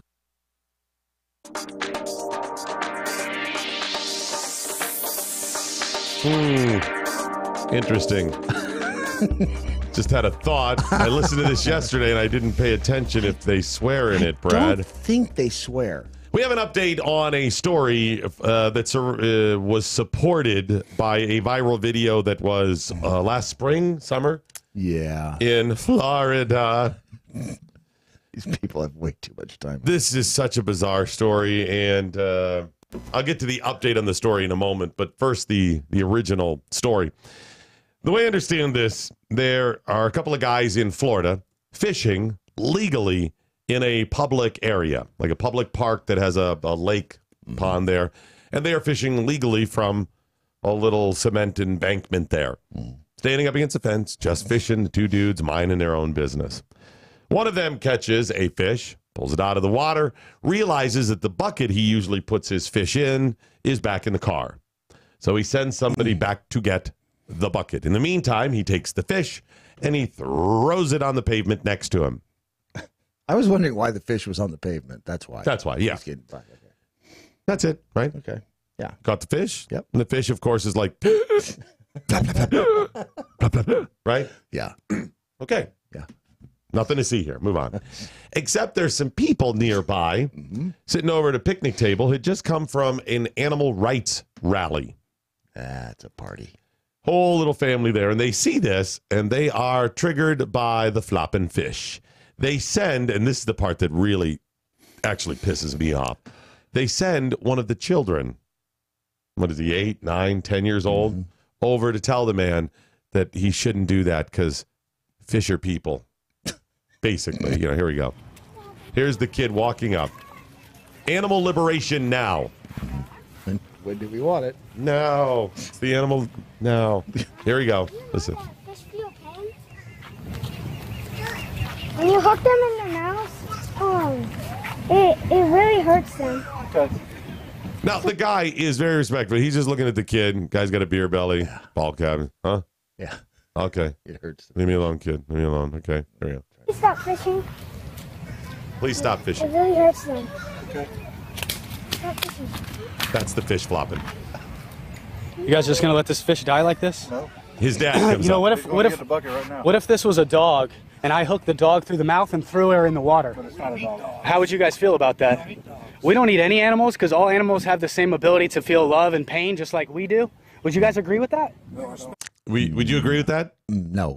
No, this shrimp don't. No, we don't. What do you mean? No. Shrimp feel pain? What are you talking about? Shrimp don't have a central nervous system, therefore they don't feel pain. A lot of animal rights people will eat shrimp for that very reason. Really? Yeah. I was not aware of this. Yep. Okay. Wow. All right. Well, here we go. Hang on a second. So and the fact, imagine if this was a dog. No one's going to hook a dog. Well, unless you're a psychopath, no one's going to hook a dog through the mouth with a fish hook and throw it into the water. That's why they call it fishing and not dogging, you idiot. Okay, here we go. All right, back to the video a little bit more. Here we are. Do you respect his opinion not to kill animals? Do you guys think that this is okay to let this fish die right here? What if this was a human child? But what if it was? They have the same ability and same emotions as a human child. It's just the same. That's not my opinion. That's facts, sir. That's facts from science, sir. It is facts. Have you ever looked up how fish feel pain? See, they're just like, leave me alone. This guy's they're in a public place with a fish. Have you never allowed a fish to suckle gently at your breast? They breastfeed just like human children. I would have taken a bat and hit that fish right in the head. All right. Okay. Right.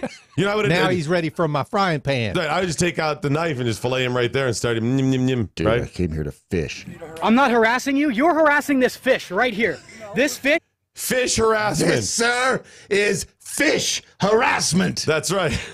Your Honor, I would like to point to Exhibit A, fish harassment. Not harassment. I'm not harassing you. You're harassing this fish right here. This fish you're harassing. This is my duty, and my duty is to speak up for animals in need. This little child... He's speaking up for animals in need, right? Now, mind you, he's filming the entire thing. You can't see him. He's only filming the dude, and he points the camera at the fish and over at the kid. He's kind of narrating the video here, getting all hopped up. Mind you, the whole time, the fish is still flopping.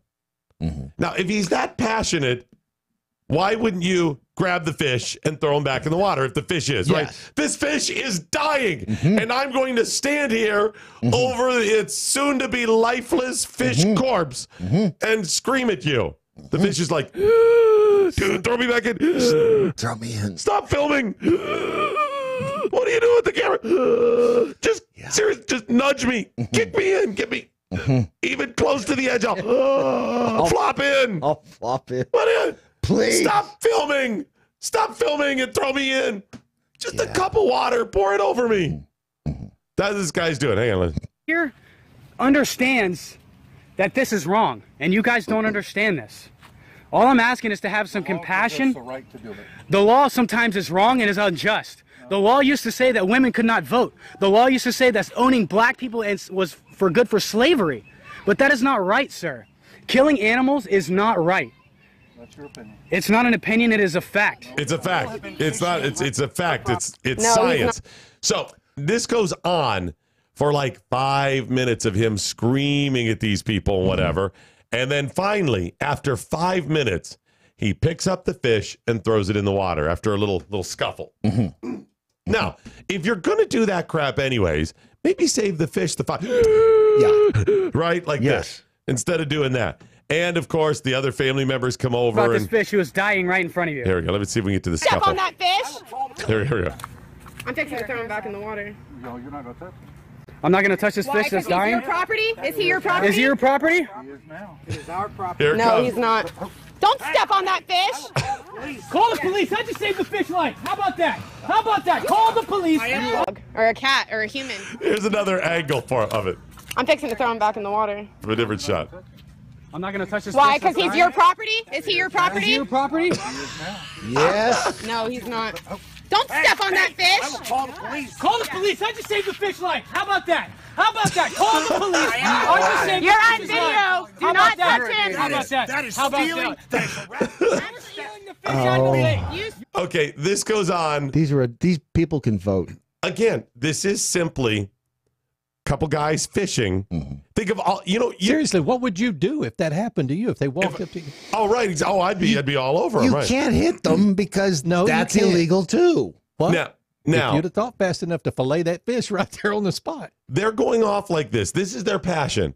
Meanwhile, within a mile, I'm sure of this, is a fish house. Is a restaurant serving burgers, chicken, whatever.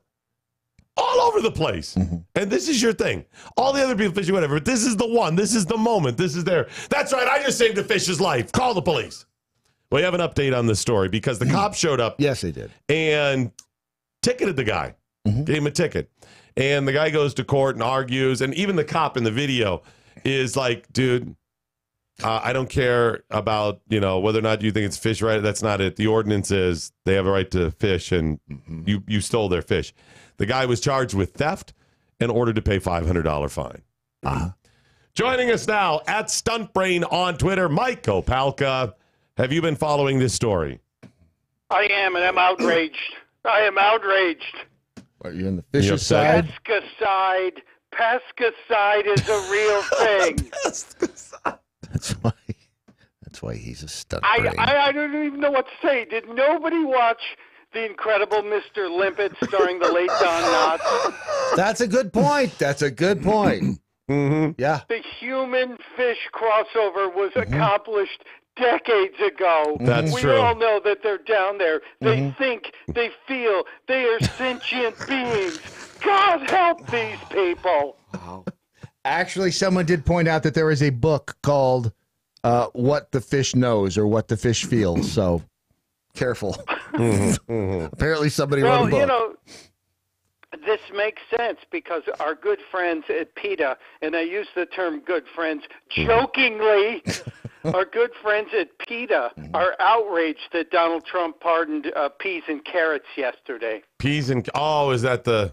Those are the two turkeys. Wait, don't they want him? Don't they want him pardoned? Well, they said no pardon was necessary. Those turkeys committed no crime. Okay, Mike, we've taken an asinine, ridiculous story and made it worse. Number one, stop pardoning the effing turkeys. I don't want the photo op. This drives me up the wall every year. They pardon the turkeys. What do they go in and have for dinner then? What do they have? Brussels sprouts alone? No. They're still having turkey. So the other turkey's like, oh. They and get how pardoned? much money are we as government spending on not only the event, but the retirement of these turkeys? Because there's apparently a farm, and the turkeys pardoned last year reportedly dead. What happened? Probably They're drowned. being eaten I'm this sure year. they were eaten. Yeah. Well, a turkey will stand. They are not smart birds. They will stand in the rain, look up, and drown. That's the domestic ones, or the farmed ones. Yes. The wild ones are. Well, that's the wild turkey's a different story. Yeah. But yeah. I believe that's your. I think the correct genus and species is the tarred turkey. That's okay. what that one's called. Sorry. Yeah, just saying. Mike, you're right. We send them there, Gus, but stop it. And then number two, for PETA to take it to another ridiculous level. I guess they've fixed everything else. Everything else is they've fine. gotten all the other maddening slaughters of delicious cattle and stopped. This goes back to the lady. Remember the lady in the restaurant during brunch? They're not food, they're people. Oh, yeah. Oh, wait. Let me see if I can find some of this. Violence! Killing fish is no kindness! It's not food, it's violence! I don't have the right to save an animal's life? Are you kidding me? He's indignant. Are you kidding me? And it's violence, Mike. And they're It is. animal liberation now. They're like, animal liberation now. Animal. When do we want it? Damn it. We already said now. Animal. They really need we a need PR. a new They need a PR chance. firm. They need a PR firm. And Mike, what about plants? What about plants, Mike? They're living. Well, we now know that not only are they living, but they are murderous creatures. You go to this romaine story that you've been talking about today. It's over 100 people sickened in more than 11 states, and forget about Canada because who cares? No, But you've got over 100 people sickened by and they call this the most virulent outbreak of E. coli they've seen. Did you read the whole release? No, I just saw it was really serious, though. Yeah, it says if you have a head of romaine lettuce in your refrigerator, you are to take it out. You are to, with gloves, remove it, throw it away, and wash the area where it was. And any foods that it may have touched should also be thrown out.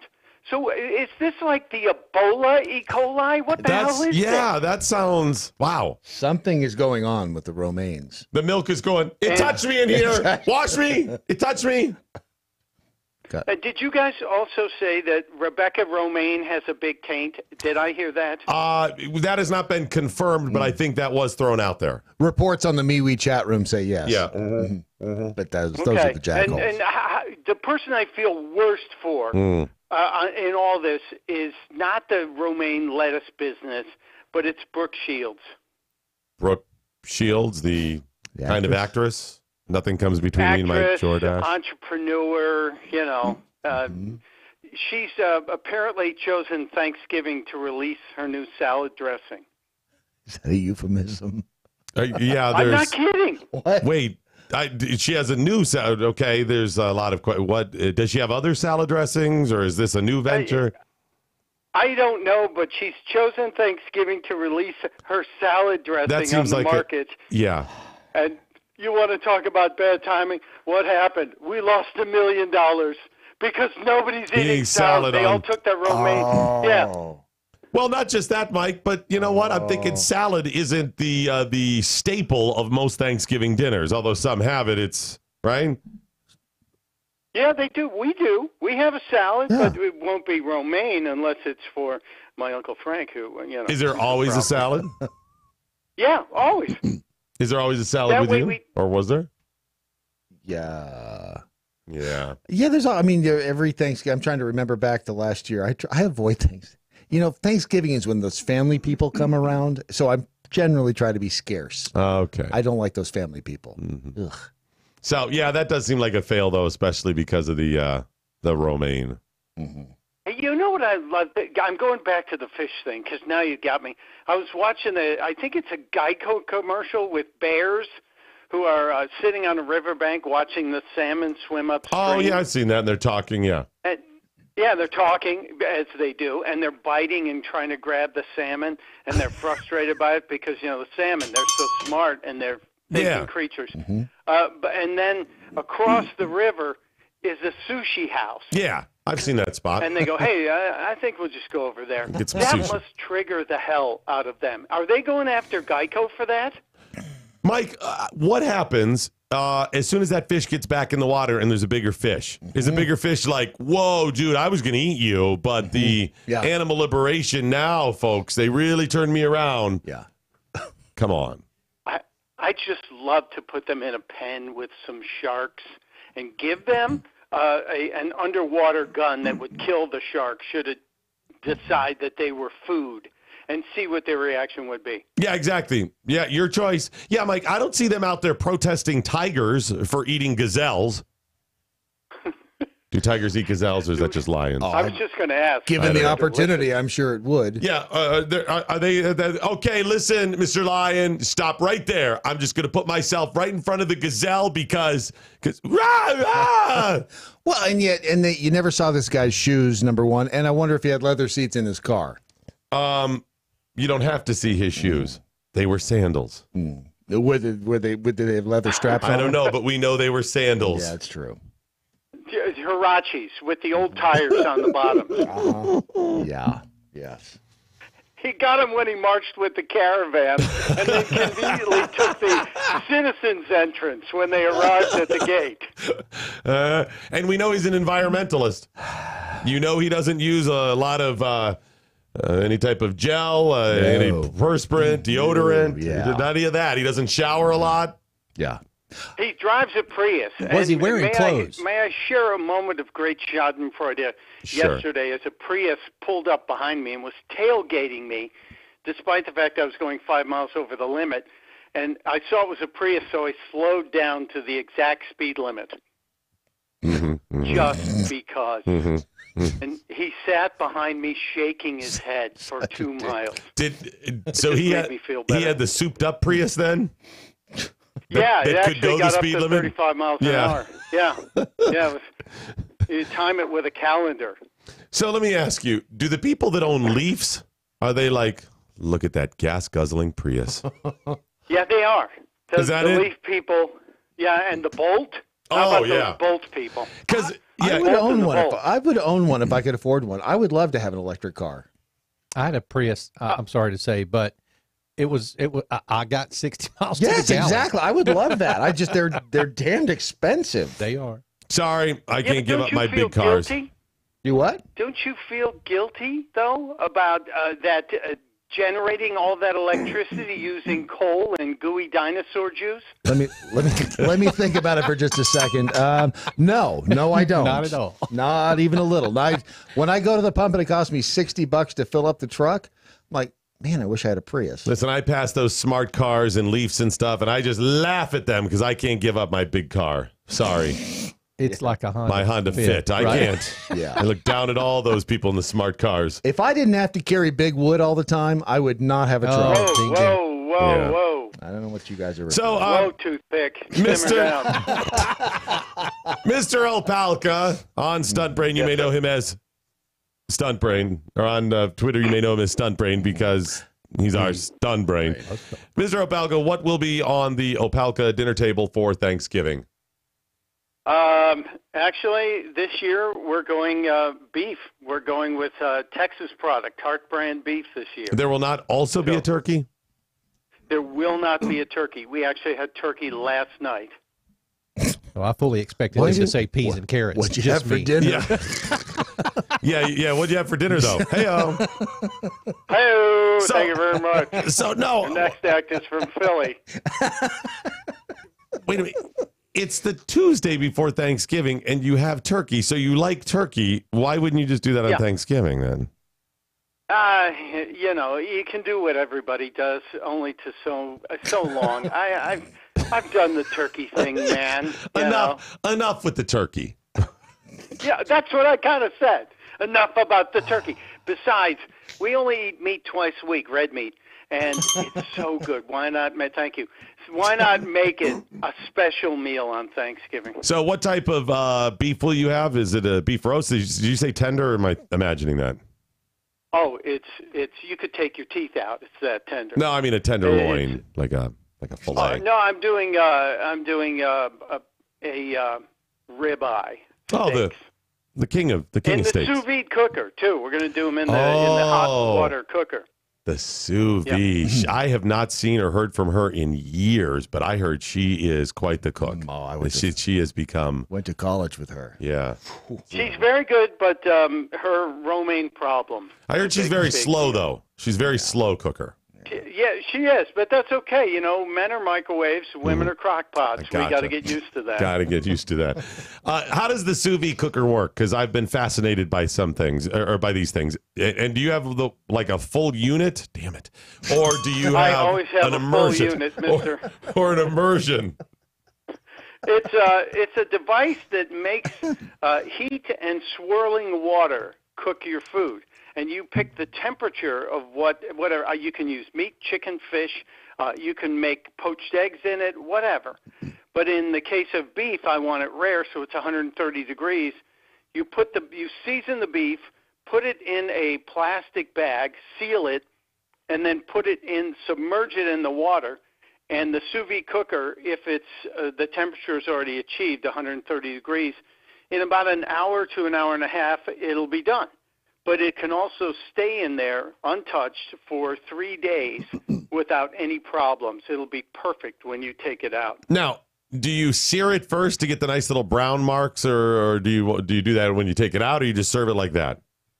I take it out and slap it on a grill pan for a couple of minutes, or the grill, and that puts those sear marks on there. You don't have to, but it makes it more attractive, more palatable to the eye. But it is the best way to cook meat consistently and not have to freak out about it. You could put your entree meat, whatever it is, chicken, beef, fish, in the sous vide cooker in the morning, go about your day, and then when your guests show up, whenever it's desired, you can take it out and it's ready. It's so stinking simple. Now, can you put vegetables or seasoning in with it then too? So could I like throw onions in the bag too? Yeah. And does that help? I do salt, pepper, and a little garlic with mine. Whatever you want to season it. And I've done fajita meat in there. I've done flank steaks, all kinds of things to make the cook happen without having to worry about it or pay attention to it. Awesome. That sounds fantastic. You should always pay attention. And everybody makes them. You can find the sous vide cookers in what was it, 3 months ago? The cover of Consumer Reports had a sous vide cooker, and it said, the best cooking technique you've never heard of. And they break it down for you. But I use a Nova. They're a pretty reliable one. The no-go? Which is ironic. A Nova. Yeah, the no-go. Okay, but sounds I thought it was Anavo at first. Who knew? Yeah, see. All right. I'm considering pulling out the cornballer. Whoa. You know. Is that an Ohio thing? No, it's an Arrested Development thing. Oh, okay. The cornballer. Cornhole. No, cornhole that's an Ohio thing. That's an Ohio thing. Completely different. And also a Brad Staggs thing. But all right. Nobel? Yeah. No, that was almost too easy. That's low-hanging fruit. All right, Mr. Opelka, you have a happy Thanksgiving, and tell your lovely bride I said the same thing. And you and yours, and as we say on the 2-minute drill, testudo, my friends. All right, buddy. Thank you. All right, so we got I got a quick text from Lori D, who's like, "You sear it after, damn it!" You don't sear it before? Apparently not. Huh? Is it wrong to sear it before? Well, I was just upset at the fact that he just doesn't pay attention. He said he can just throw it on there and not pay any attention to the meat, and I think that it's dangerous not to pay attention to it. I guess. I mean, you don't want it to get overheated. You don't want it to overcook. All right. Pay attention to the meat. Oh, my gosh. I just realized we got to remind people about patriotmobile.com/doc. Patriotmobile.com/doc is a place where you can sign up for a Patriot Mobile account. Patriotmobile.com/doc, or you can call 800-A-PATRIOT. It's a good thing to do today as you're driving home, stuck in traffic because of all of the additional people on the roadways trying to get out of town for the holidays. Yeah. That'll be so exciting. It's the lazy man's way of doing something good. You're going to be paying for a cell service anyway, and why not, since you're going to be writing that check why not, since every month they're going to debit money out of your account, why don't you make sure that it's going to a cause that's not one of these progressive causes? And just try it. Seriously. I know the concern is always, well, I'm locked into this company I currently in. What about the price and the deal?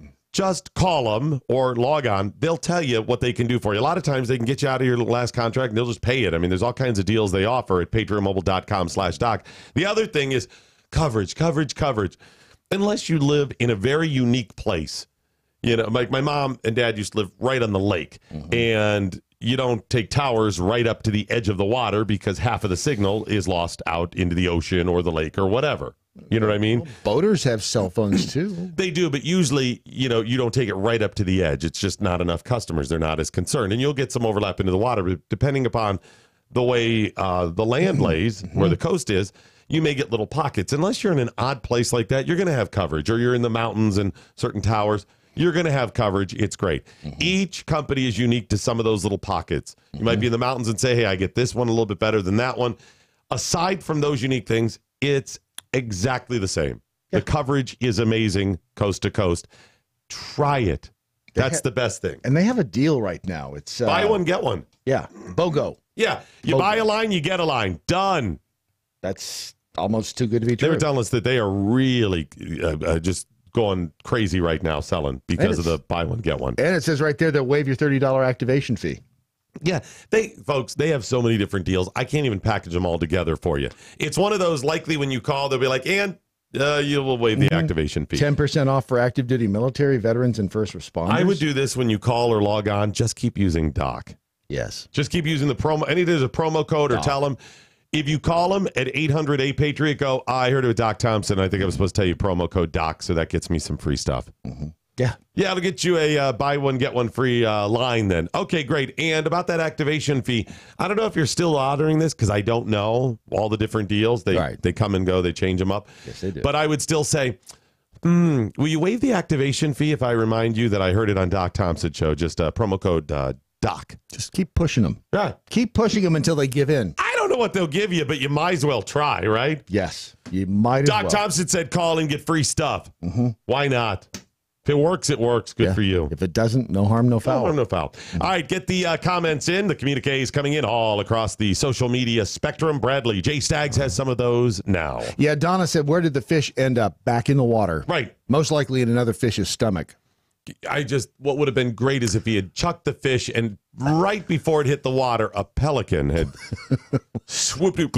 What is it? Remember when they released the dolphin or something? What was that? They had some big release party for some fish or something, and just as they released it, a shark came out of nowhere and boom. It's the animal kingdom, and that's fine if you want to be holier than thou in the animal kingdom and say, we're not going to eat. That's fine. But those other animals are willing to eat you. Yes. Animal liberation now. Yeah. Great. There is no animal in the wild that subscribes to your philosophy. None. Go talk to a grizzly bear about salmon. Yeah, about anything. Just say, they just don't listen. Mr. Bear, we'd like you to join our... Yeah, because they see you as food. Yeah.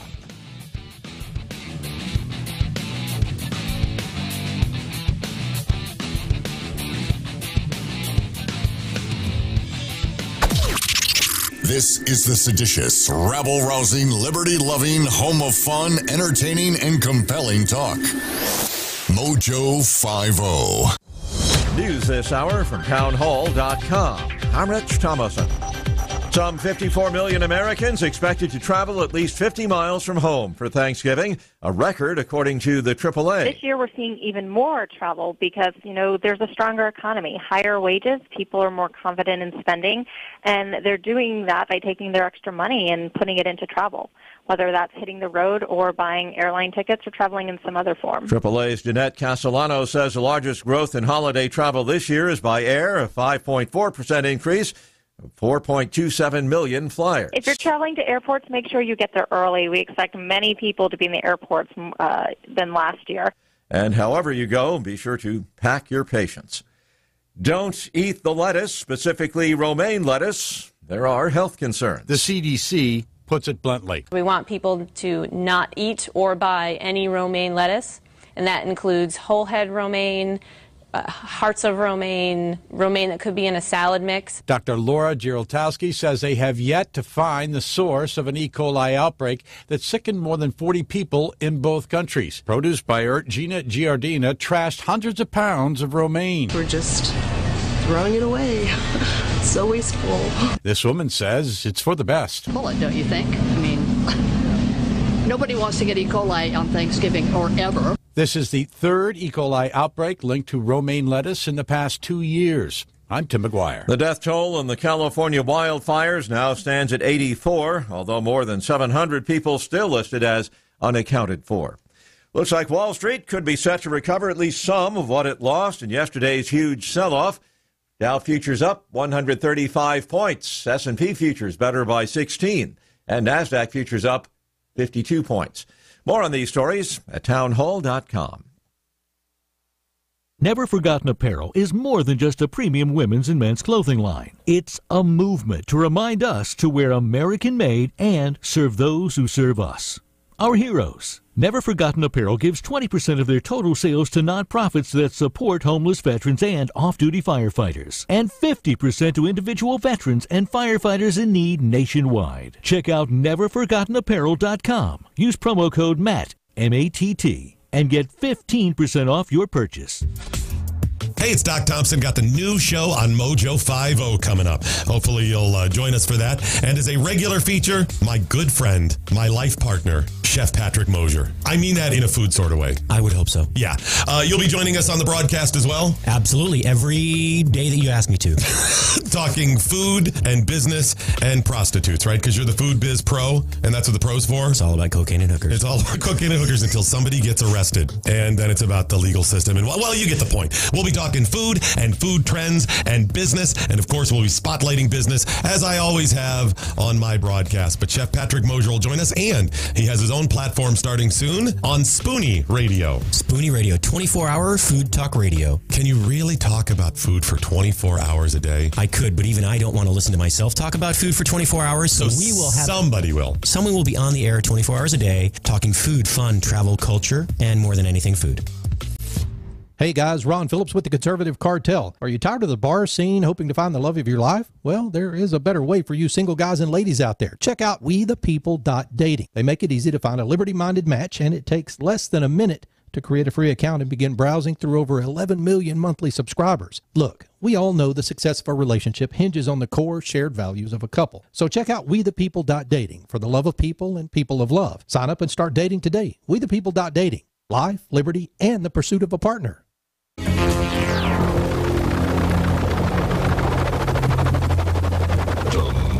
Ship has landed.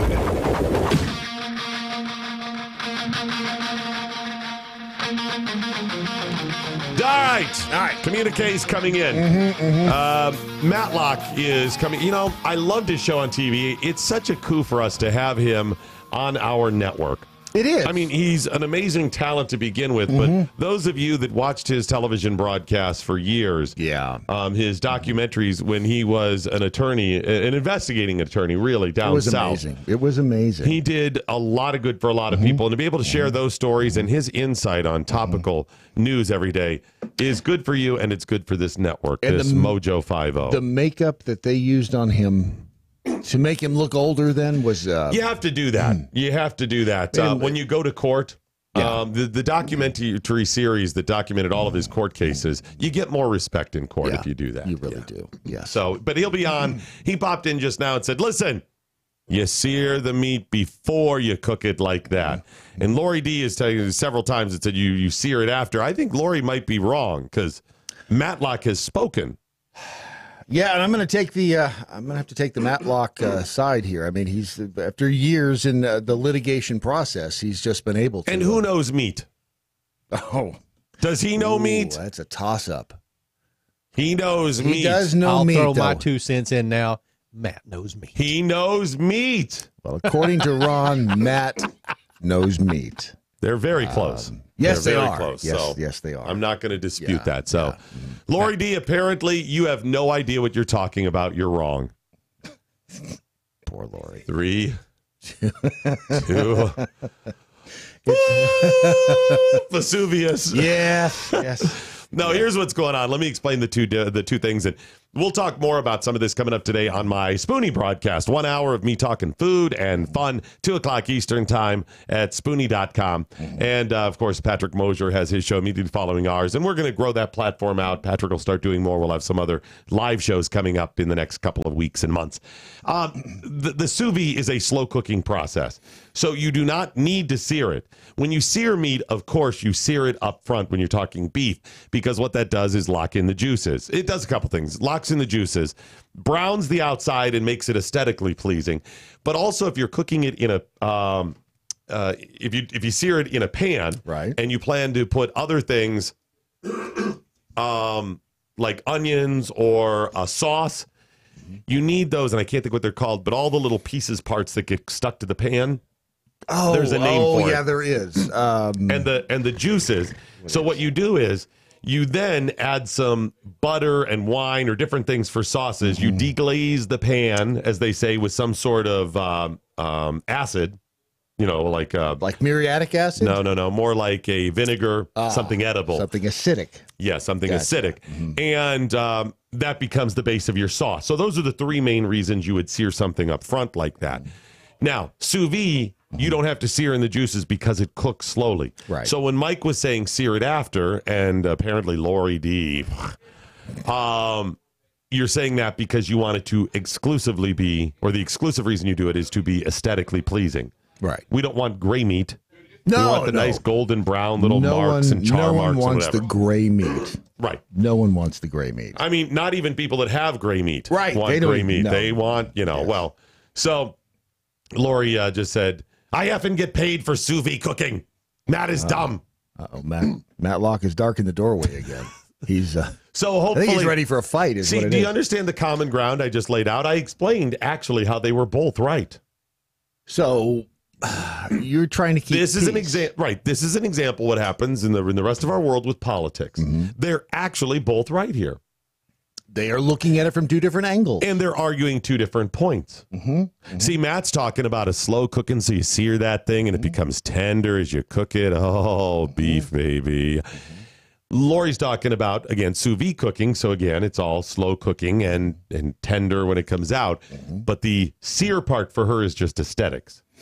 Yeah, she likes to get the meat She seared. likes the meat to be brown. Yeah. She likes the brown meat. And that's fine. It's fine. When or how you get the brown meat is up to you. It is. There's no right or wrong way, really, to get the brown meat. Right. She's saying for her, she's going to have the meat. Yeah. It's going to be done. It'll be tender. Yeah. And at some point, she may want to brown it up. Yeah. Matt's saying, I want to make sure right off that meat is brown and thereby also being tender. Yes. You understand? Yeah. It's just a priorities thing is what I think. It really is. So, but I think we've done some good work here And today. now, the totally acceptable racist joke of the day. White guy goes to heaven and knocks on the big pearly gates there. The white guy standing at heaven's gate there. Hey, what's going on? It's a white guy. Yep. And St. Peter opens a little, hello? And he, how may I help you? And the white guy says, hey, I'm looking for Jesus. And St. Peter said, hang on. Hey, Jesus, your taxi's here. This has been the totally acceptable racist joke of the day. It's a white guy. It's a white guy, yeah. Driving a taxi. And that is why it's the racist, totally acceptable racist joke because he's white. Your So taxi's here. Your taxi, because there's a white guy. He's looking for you. So he's obviously a cab driver. Yes, cab driver. So let's move on now. Holiday conversation starters and stoppers, folks. Starters and stoppers. So you get the crazy relatives there, and there are going to be some of them. And almost in every family, you at least get somebody or somebody who's a friend of somebody who comes over for Thanksgiving dinner, for the holiday meal or a gathering, and they start with the liberal crazy. They can't let it go. And let me warn you, this year, they are going to be triggered like never before. During the Obama years, it was a little more of you being triggered where you're like, just shut your mouth, right? Yeah. This year, it's going to be Trump, Trump, right? It'll be anything that comes up. They will not be able to stop. It's shave and a haircut, Trump.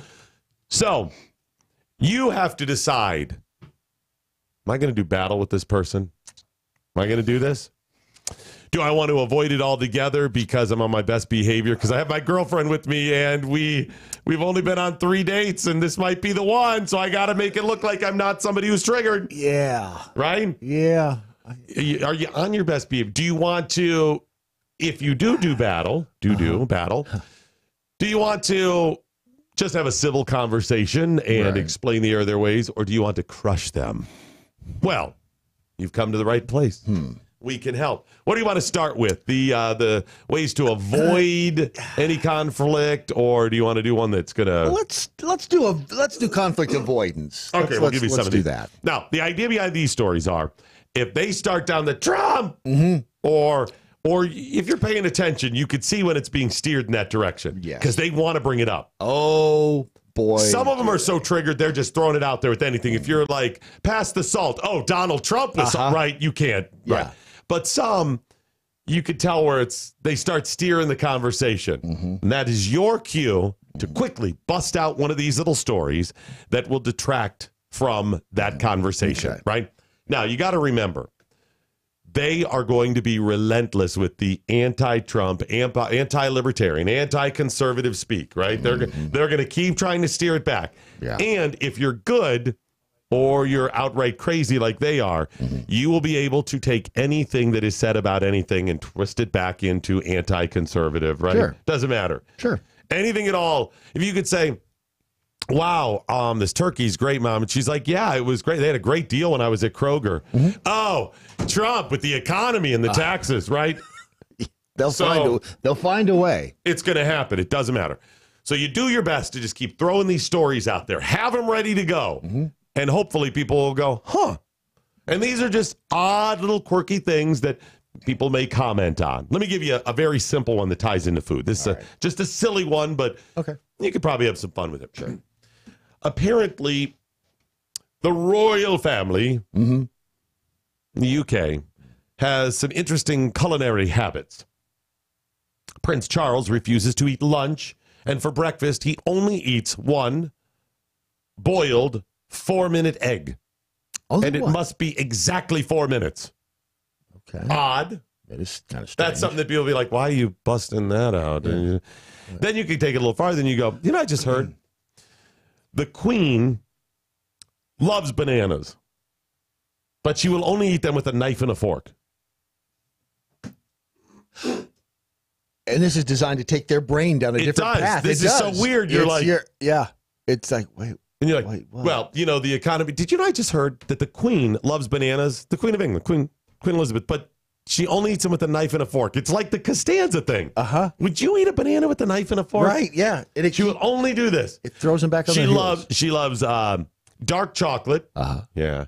Will not eat garlic at all. Refuses to have any starchy food served at official dinners. And when she eats a banana, she used a knife and fork to, quote, according to her, avoid looking like a monkey.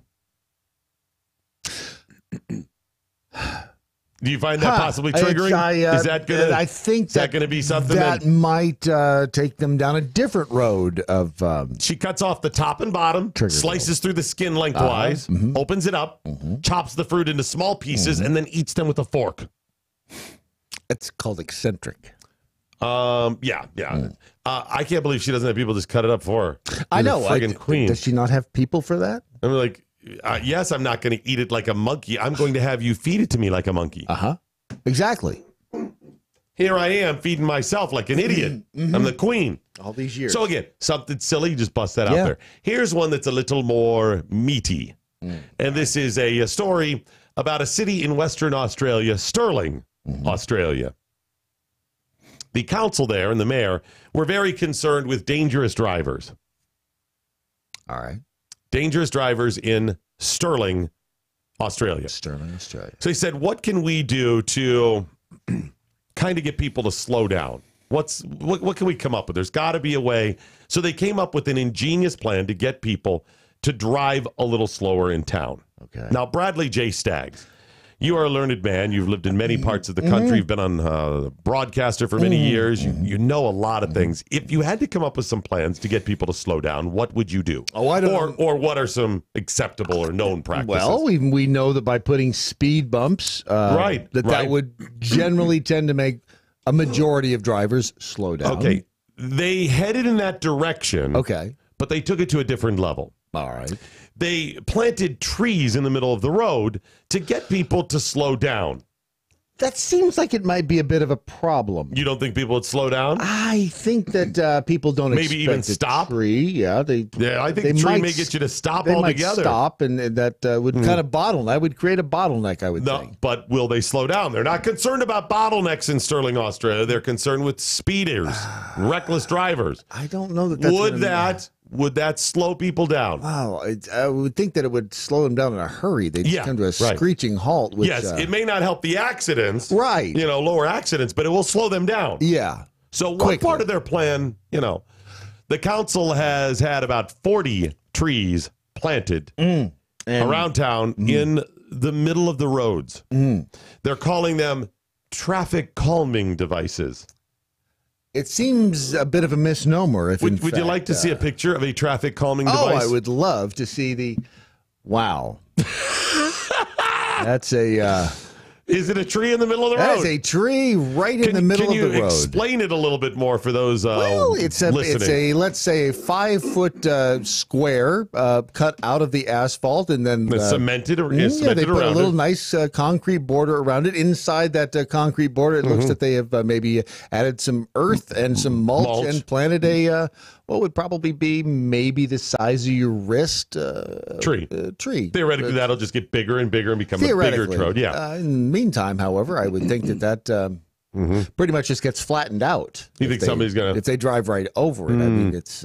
So picture maybe on the sidewalk of a town you live in where they plant trees, and they have an area that is not paved, and it's, like you said, it's a poured cement or tiled or bricked around. Some little border just to make it not so and then it's mulched and the tree grows up through there, right? Yeah, that's what they did, but in the middle of the roads. In the middle of the lanes even. Yes. It's not even like in the middle where you could drive easily on either side. Right, no. It's offset into one lane. And is this two-way traffic on this street? Yes, it is. Well, then I would imagine perhaps the incidence of head-on collisions maybe went up. You think that's going to be an incident? I think as you swerve to avoid the tree that's planted in the middle of your lane, you might, in fact, come in contact with a vehicle headed in your direction. I'm going to send Brad. I'm going to send you that story right now. Perhaps you could share the picture. I would love to. Well, I would share more of the details. So here's what the mayor said, because remember, these are traffic calming devices. Yes, that's, again, misnomer. So let's go back. If your goal is to get people to slow down, I think this will get people to slow down. Yes. Yeah.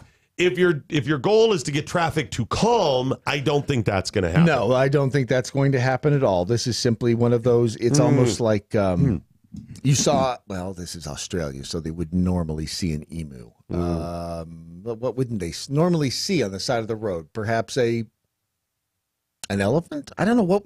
Australia's such a weird place. They see all kinds of crap. They don't have elephants. So it'd be like seeing it. It's like, whoa, what the elephant? An elephant, that's weird. Camel? That's weird. Yeah, camel. Camel, yeah, it's the camel in Philly.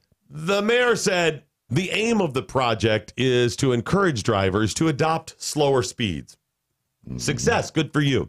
He said discourage non-local through traffic. Right. Yeah, I think you're going to say, I ain't going through there. I would, These goofs planted trees in the middle of the road. Yeah. Reduce the speed and volume of traffic that use these streets. You know what? Let's not take Elm Street. There's an elm in the middle of Elm Street. You know why they call it Elm Street? Yeah. Because the mayor's a moron. Well, there's that, yes. He said, and also provide more walkable, pedestrian, and bike riding areas. In the street? Aren't they going to have to avoid the trees as well? I would think so, yes. Yeah, if you're going to take a walk, you're going to have to walk around the tree. He said it's been mostly well received by the residents, except those people that have gotten in collisions with trees. Yeah, except those. Yeah, I was going to say, except those who are driving vehicles down the street. Yes, those people haven't received it. Right. No. One person in town posted on social media, "I just need someone to explain the logic of it. Like, is this a one-way street or?" Which it's not. No. Or is the person supposed to see if a car is coming while it's looking through the tree and then stop at the tree to let them go past and then go on to the other side of the road or to go around the tree? I just don't understand. That's a good point. I think I can help him out here. Okay. The mayor's a moron. Yes. That's council also moronic. I would say that's we're agreeing with that in there. total, at least the majority of them are, in fact, moronic. Yes. Yeah. I would have to agree with you on that one. See, back in the day, we took roads and we cleared them of obstacles. Right. They mowed down all of the trees and see, the mayor's doing this wrong. If you're willing to plant trees in the middle of the road, like you don't care about obstacles, then why even pave roads? Right. Just have a dirt path. Or why even have a path? Just let people find their own ways around through woods and trees and just, you know what? They're not speeding through this town because we don't have any roads. That's right. They're driving through your backyard, but they have to drive slow because they don't want to run into swimming pools. That's right. Swimming pools, the grill, kids, trees, sure. The koalas. So I just got to know how this played out in council. All right. Hey. All right. Come to Shrimp on the bobby. They don't say that, actually. They might. No. I've never been to one of their... And they're sitting around, they're like, speeding. What are we going to do with this? Guys, everything's on the table. Everything. What are we going to do? We need to come up with some ideas. Yeah, we could throw a knife at him. We could throw a knife at him as they drive by. That's not a bad idea, but the problem here is you got to stand out there the whole time. What if there's a lot of them? It's true. No. So what are we going to come up with? Kangaroo. We could put a kangaroo in the middle of the street. Well, they're going to move. How are you going to keep them there? You get them Kangaroos hop around. Anything, something stationary and big. A dead kangaroo. Well, they're just going to rot and kangaroo carry on. with a knife in its head. And plant that in the middle of the road. You drive around the dead kangaroo. Kangaroo with a knife in his head. Is that right? Is that it's still going to rot there? Got a knife there. Call attention to it. How about this? How about this? A tree with a kangaroo. With a kangaroo with a knife through its head through the tree. So you're saying pin the kangaroo to the tree? That's exactly what I'm saying. I like it. You like it? I think that'll catch our attention. Yeah, we don't have money for kangaroos or knives. Right. Oh. How about just the tree? If that's all we got, I guess that's what we're going to have to go with. Brad, something else occurs to me that I consider this a bit of a fail. Yeah. Let's say you want something big in the road that would stop people from speeding. Huge. That tree's relatively small. It'll grow bigger. It's more of a sapling. But let's say somebody hits it. Then you got to come out and do what? Plant a new tree. Replant it. Right, you got to do that, right? And that's an ongoing expense. And you got to prune the trees and you got to do whatever, tree maintenance and leaves and the whole thing. The chore. Why didn't they just put a big rock in the road? That's brilliant. That would stop a car. That would stop a car. Yeah, and that rock's not going to get any bigger. No, don't have to water it. If somebody hits it, you're not going to do as much damage you would to a tree, probably. No, don't have to prune your rock. Don't have to do that, right? Nope. You just do a really big rock. Yeah. What about that? I think that's a good idea. How about this? How about you put a big rock there, right? Or you put a car. You could put a car there. You could put a giant spike. A giant spike in the middle of the road. That would get people to slow down. Yeah. You could just, you could put giant spikes on a rock. Yes. But I mean, do you have any old cars in town? Just park them right there. I would imagine they do. You could do this. You could make that a parking spot and encourage people to park there. You could put a meter. You could do any of that stuff. Get some revenue while at the same time getting the cars to slow down. You need to run for council. This is what I am in Stirling, Australia. That's likely the way to go there. Yes. Of course, they don't have guns. Oh, that's right. Yeah. Okay, so you could just bust that story out. Well, and the beauty of it is not once did the word Trump come up. No, it didn't. Now, the danger of this is you're talking about trees and saving the environment. They're going to try to head down that path. Yeah. And you're going to want to go, friggin' liberal nuts planting the trees, whatever. But I think there's enough ancillary things, and even most of our liberal friends will recognize that this is a failure. Don't bring up the dead kangaroo. That'll. You think it will? Yeah, that'll cause problems. So but that's a good one. It is. I'm guessing you're going to get 5-10 minutes of conversation out of that. Oh, yeah. Dead kangaroo with a knife through its head? Yeah. Absolutely. Here's another one. A deputy called to was called to a home in Jensen Beach, Florida, after a robbery was reported. Mm-hmm. This is one of those stories I think you might be able to avoid all politics, all of it. I mean, it's going to, again, everything has its little pitfalls or potential bear traps, but this one I think could avoid all of it. Deputy gets called to a home, Jensen Beach, Florida, after a robbery was reported. 54-year-old Brant Williams called the cops to report the robbery. He is the resident. When the cops got there, 54-year-old Brent Williams invited the deputy inside to discuss the robbery. Right. He said to the cop, "Nope, you're not going to be enough. Going to take more than just you. Going to need more cops, more." All right. And the cop said, "I don't know." He said, "I'm going to need the FBI too. Going to get the FBI in here. They're going to be needed." And 54-year-old Brant Williams said, "They're going to be here for days."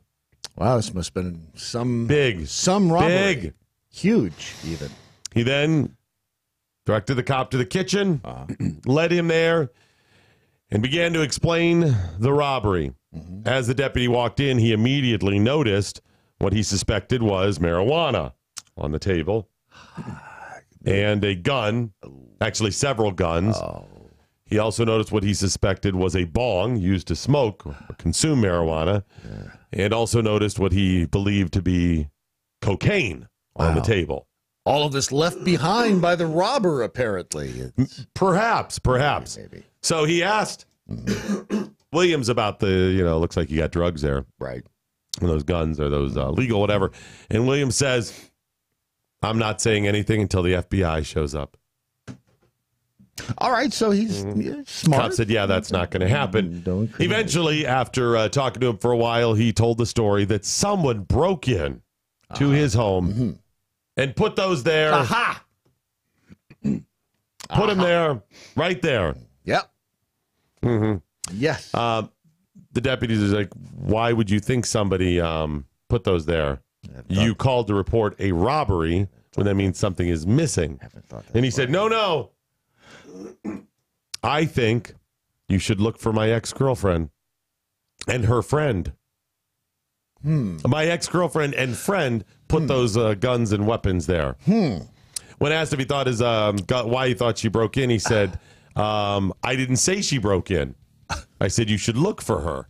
He said, "I've worked for a high government official in China for 30 years. None of that is germane to any of this. They eventually just arrested him on drug charges. And Trump didn't come up once. Not once. Not once. That's brilliant. I love that. Wow. Hey, guys, Ron Phillips from the Conservative Cartel. I want to tell you about a new weight loss product that's quickly becoming part of our MoJo 50 family.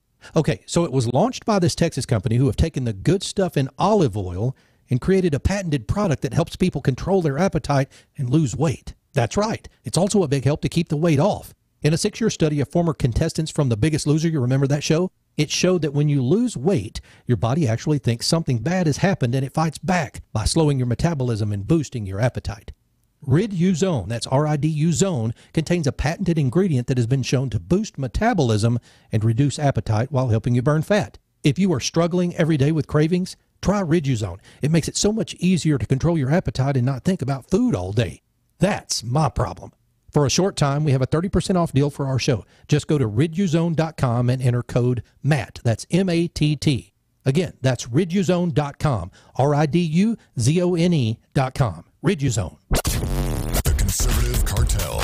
Dear white lady, what are you doing to us? Now, this is written by a black woman. Sometimes we wind up in the grocery store checkout line together. Come to think of it, our children graduated from high school in the same class. But I guess in the hustle and bustle of raising kids, it was just too hard to get any time to ourselves. The point is, for a lot of years, we've been like ships passing in the night. I meant to introduce myself sooner, maybe invite you out for coffee or get the kids together for a play date. After all, I want to think we're more alike than different, that even though I am black, our challenges are more similar than not, that we both want great things for our kids. She says, I've been really meaning to ask you something. What the hell's wrong with you? What the hell are you doing, white women? Why would you vote for that misogynistic piece of crap called Donald Trump? I'm so much better than you, and I'm black, and I know more than you. So it's got to be your fault, you white suburban women. We just passed in the night, and we're divorced, and we've got all these things in common, but you're an idiot.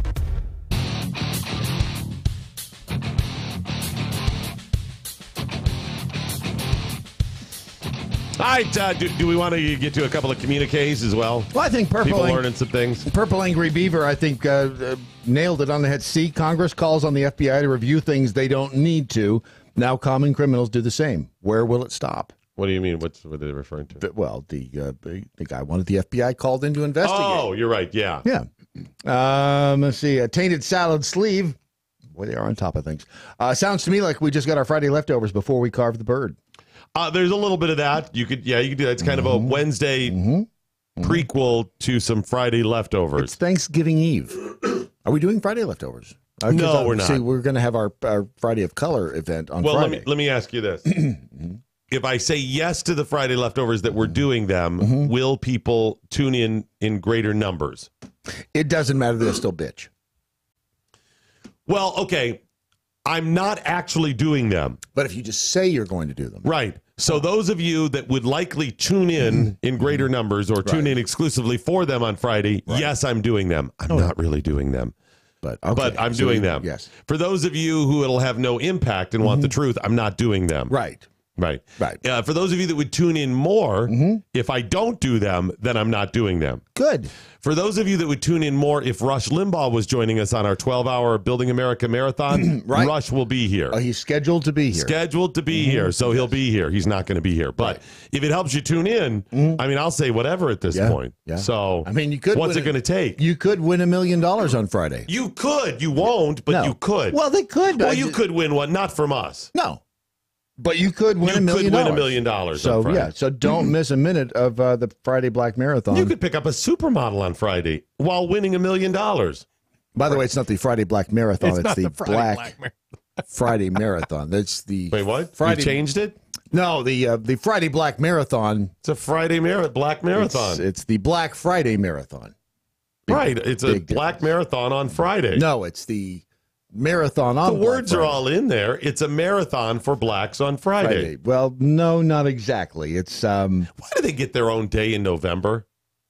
They give them a whole month in February, right? The marathoners? No, the blacks. I mean, aren't there many Fridays in February? Shouldn't Black Friday be? I'm just saying, there's so many new rules. Be happy with a month. Take the month. Take the yes. Take the win. Okay, fine. I want to know when there's White Friday. That's what I want to know. Yeah, that's not happening. Not happening. Typical. I mean, we had a white Christmas. That's all we got. We don't even have that anymore. That's triggered people. Yeah. You know that, right? Yeah. That story's been out there. By the way, that whole conversation, that's one where you'll win. Want to do battle? Seriously, you want to trigger crazy cousin Glenda? I'm sorry. It's not crazy cousin Glenda. It's crazy cousin Sparkle. Sparkle Earth baby. Earth Sparkler. Earth Sparkler. What is some stupid little name she has. Or Brittany. Either one. Bambi. Anyway, you want to trigger him? Here's what you do. She's going blabbity blabbity Trump. I mean, everyone's blah, blah, blah, blah, blah, blah, blah. Women, hashtag me too. Blah, blah, blah, caravan. Right? They're doing that, and you just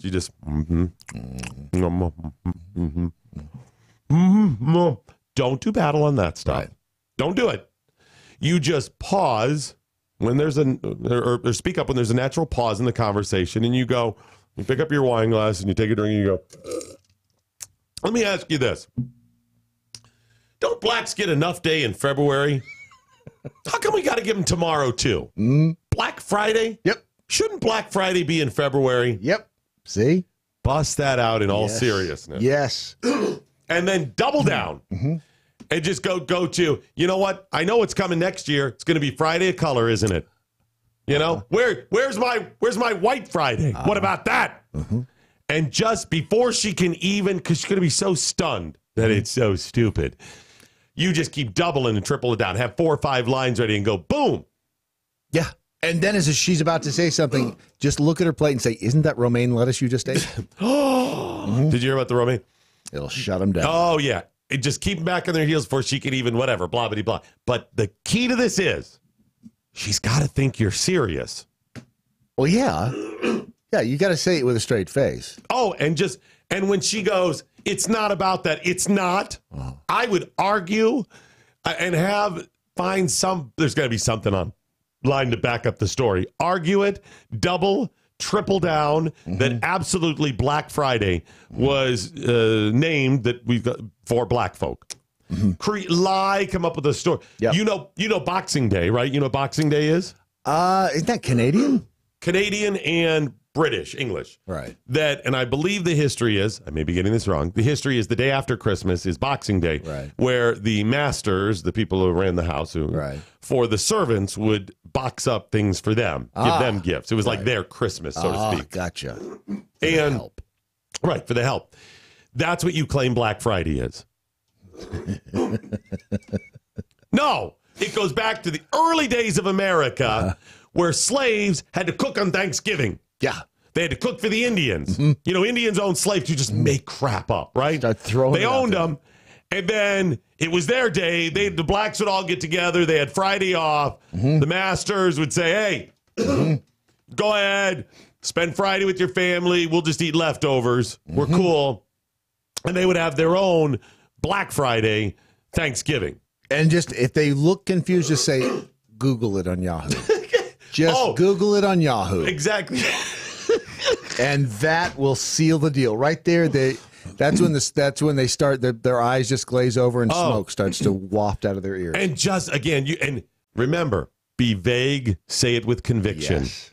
That's it. The more serious you are, they're going to, at some point, they'll know you're wrong, but still say, I've never heard, is there something? It sounds just plausible enough. And if they can't find it, go, I can't help that you don't know how to Google things on Yahoo. It's your problem, not mine. And then you can go on with the rest of your day. You will win this. And maybe, if you want that extra bit of fun, after it's all over, they got the coat on, they're walking out the door. Yeah. Go, Glenda. I made all that crap up. And then slam the door. Slam the door. Yes. And then she's banging on the door to get back in. Or you may finish it with, I made all that crap up. Trump 2020. Peace out. Here's to Trump. Yeah. It's going to be an interesting Thanksgiving. I'm trying to think if there are ways to fit MAGA into conversations. I mean, if you want to trigger. Right. Here it is. You bring up the story about the supervolcano. The Yellowstone supervolcano or some other volcanic activity. Yes, hey, did you see that? Wow, it's pretty. And then go, all that MAGA bubbling up from the ground and going into whatever. That's lava. Yeah, but no, it's lava when it's on the outside, but when it's in the earth, it's MAGA. That's magma. Yeah, that's what I said, MAGA. Yes. Close. That's very close. Right? Yeah, then you can throw that out of it. And again, if they argue, Google it on Yahoo. Now, if you want a legit one to do some battle and truly make a point and give them the business, did you see the story about the Chipotle manager who was fired for refusing to serve a group of black Utes? Yeah. Did you see that? I did see something about that. Did you see the update? There's more to the story than meets the eye. Did you see it? The update? I don't know that I saw the update. Oh, my friend, you will love this. Oh, good. So, One of the Utes, let me back up. A group of black Utes go into the Chipotle, and the manager supposedly says, hey, I can't serve you food until you pay up front, which was kind of weird anyways because you pay up front anyways. But she meant, I'm not making your food up because, once you combine it, then you can't serve that to somebody else. It's already in the wrap and whatever. Just those beans and whatever's gone. She said, I'm not going to do any of that till you pay. Well, odd. And they said, why? And they bust out their phone. And she said, well, because you were in here last night or in the past and you didn't pay. They dined and dashed, essentially. That old tradition. Right. This is what it went mega viral. And of course, this woman lost her job. Right. It was a horrible story, right? That she was treating people this way, clearly racist. Right. She gets fired, and then some people point a couple of things out. Rest of the story. The night before, there were a group of black Utes, maybe even some of these guys, who did not pay. Right. And the main guy who was all offended by this, turns out when they went through his social media posts from the past, he has proudly, numerous times, reveled in the fact that he has dined and dashed. It's always stunning the number of people who do stupid things and then post Exhibit A for the courtroom to see and the jury to see. Oh, yeah. Yeah. More to the story. The good news is she got her job back now. Good. Yeah, Chipotle, good for you for reversing it or whatever. I wish you would have looked in a little bit more, but I understand in the court of public opinion, you have to seem like you're taking immediate steps. Right. Yeah. Their update is Chipotle's offer her job back. They said, while our normal protocol was not followed serving these customers, we publicly apologize to our manager for being put in this position. This, according to their chief communications officer. He said, or she said, we will work to continue to ensure that we support a respectful workplace for our employees alike. Statement continued, our policy is to treat our customers and employees fairly. I'm trying to see if it gives specifics. We are committed to doing the right thing and acting in a manner consistent with thoughtful, fact-driven approach. I'm wondering if they maybe got a letter from her attorney. I don't know if they even had to. This story, once this came out, that court of public opinion, a little bit of a backlash because people are tired of this stuff. Yes. While it's exhausting. While I agree that if it happened the way it was initially positioned is troubling, even within that, I wasn't outraged on behalf of the black Utes. No. Because, and maybe as a minority, you are subjected to stuff like this more often. That's absolutely possible. Possible. I'm not saying you are. I don't know. But I'll give you that. Maybe you feel that way. Maybe you always feel like people...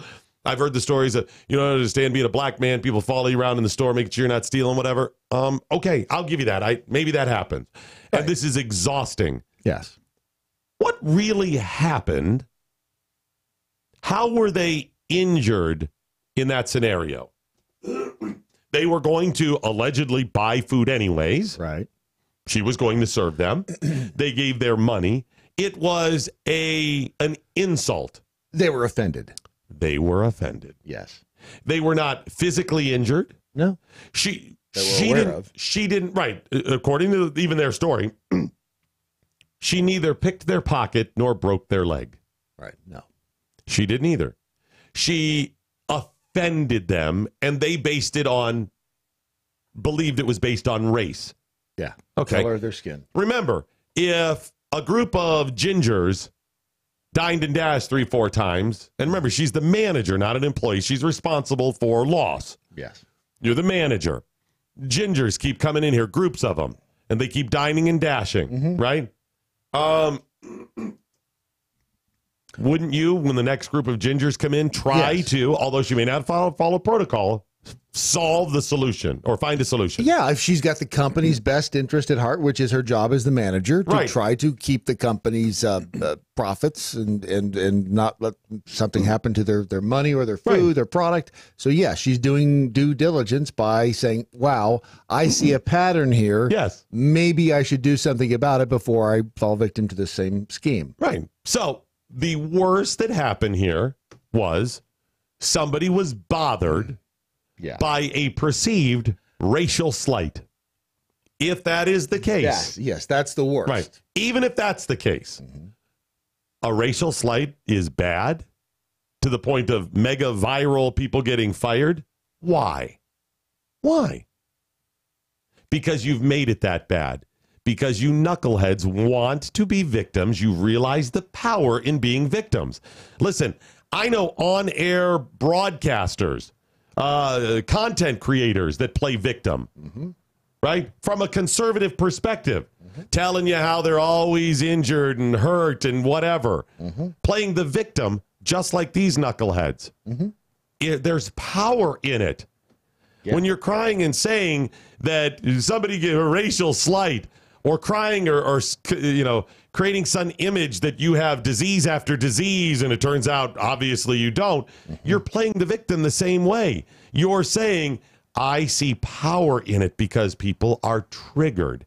That's what they're doing here. I'm not going to let you get away with it anymore. Sorry.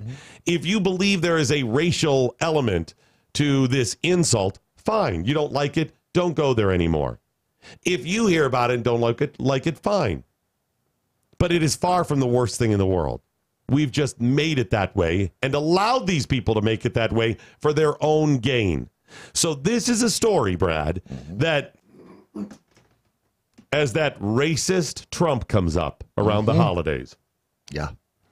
Maybe you bust this story out. Likely, the liberals, the progressives especially, did not see or pay attention to the update. They never do. So bait them. You want to win this, I'm telling you how to do it. Bait them.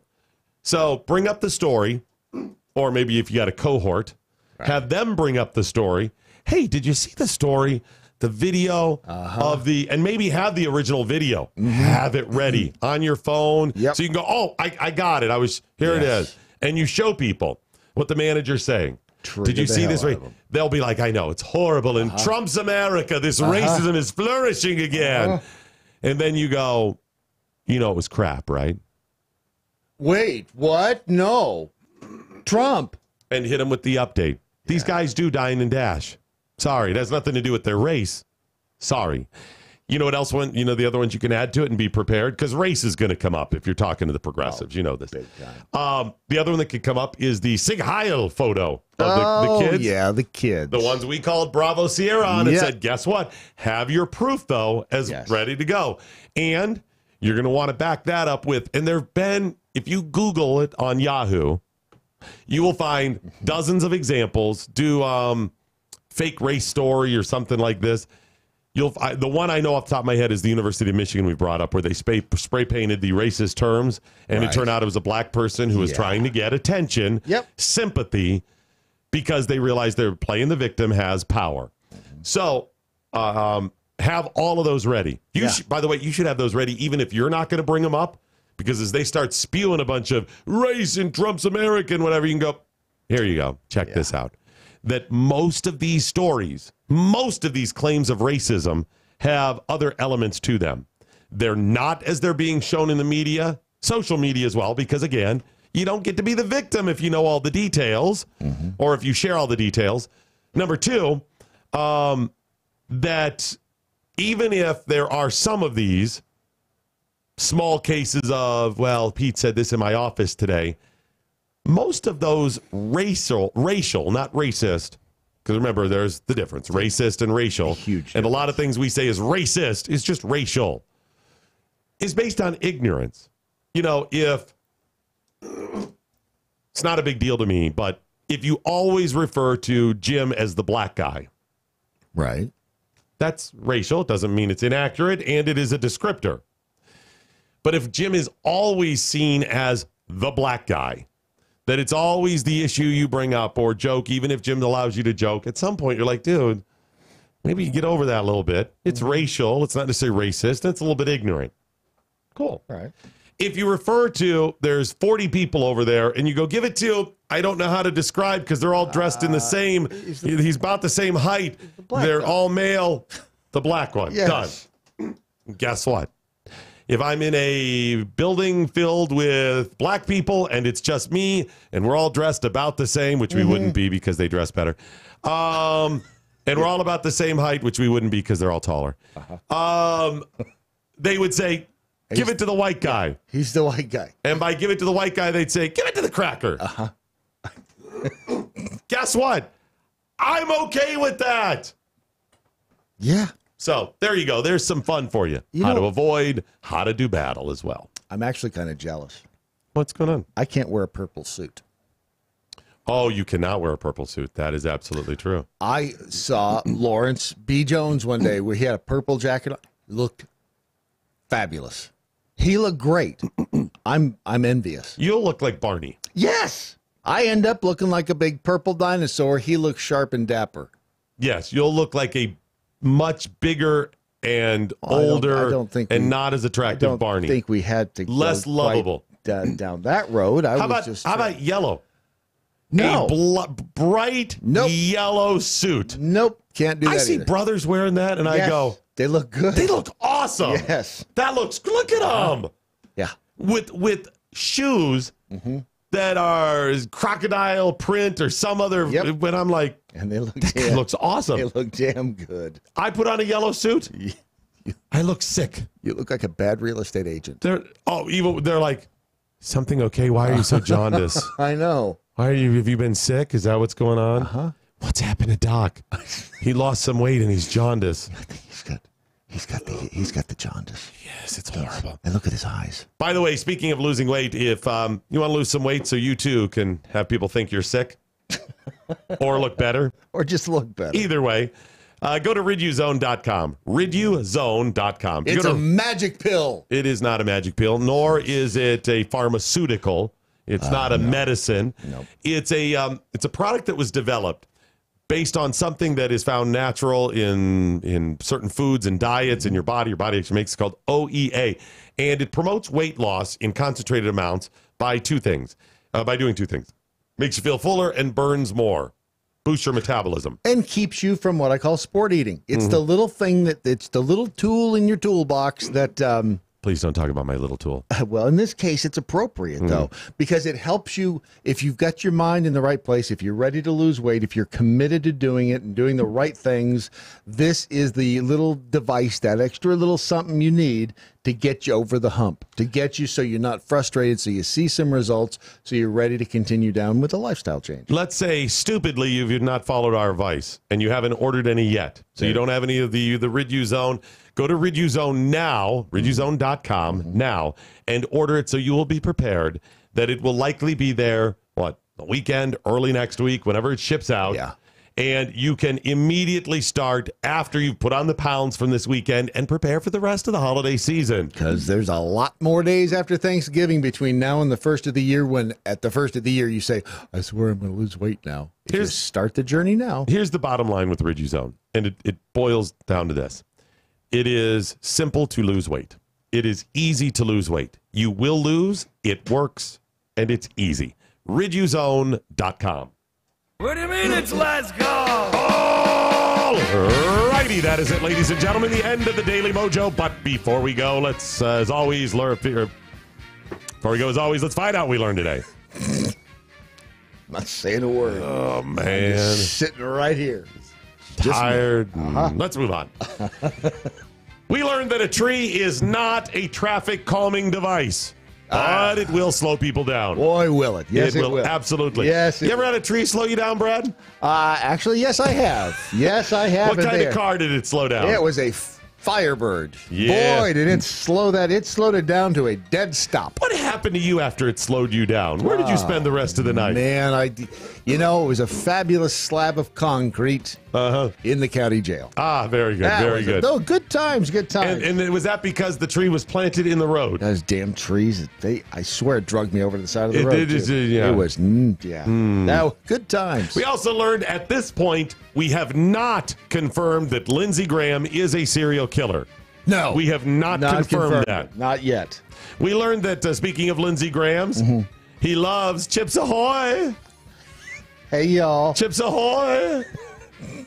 Want some cookies?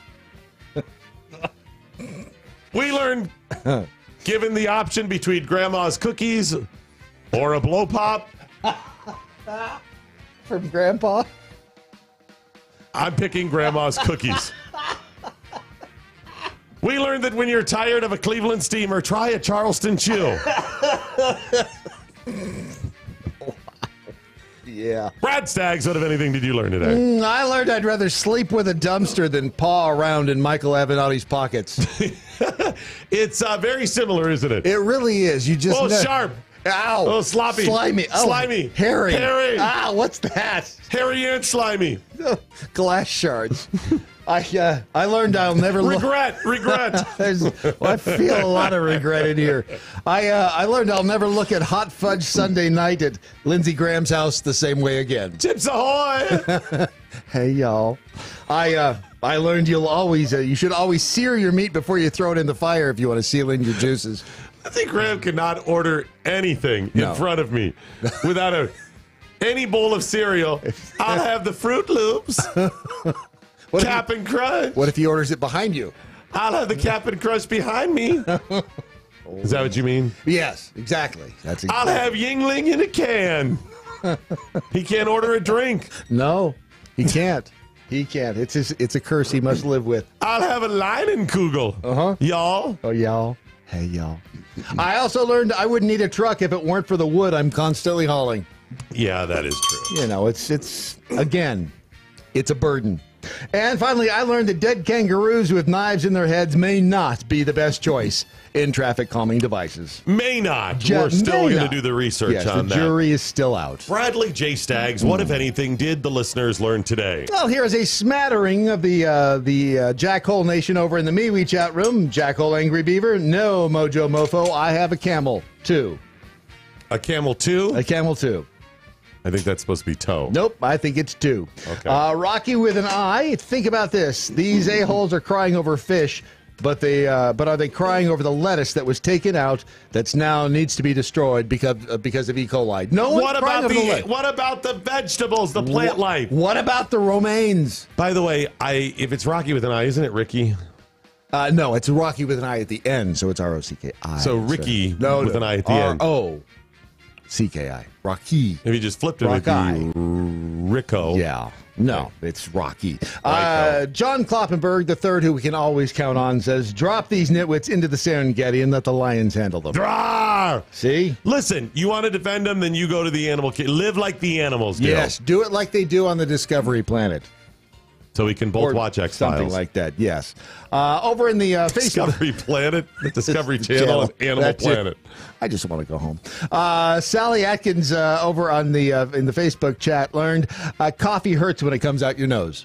It does. It really does. Especially when it's hot and steamy. Yes. Speaking of coffee, try American Pride Roasters coffee at AmericanPrideRoasters.com, the official coffee of your Daily Mojo and Mojo50.com in general. Yes. They will be joining us on Black Friday. Yes. The great holiday to celebrate people of color that get to eat finally after serving to others. No, it's Black Friday was actually coined in Philadelphia. You should look that one up. Oh, I didn't know that. Cops in Philadelphia. Yeah, our big Friday, it'll start at 6 a.m. Eastern time. Listen, follow us all across social media now. Just do it. Don't forget.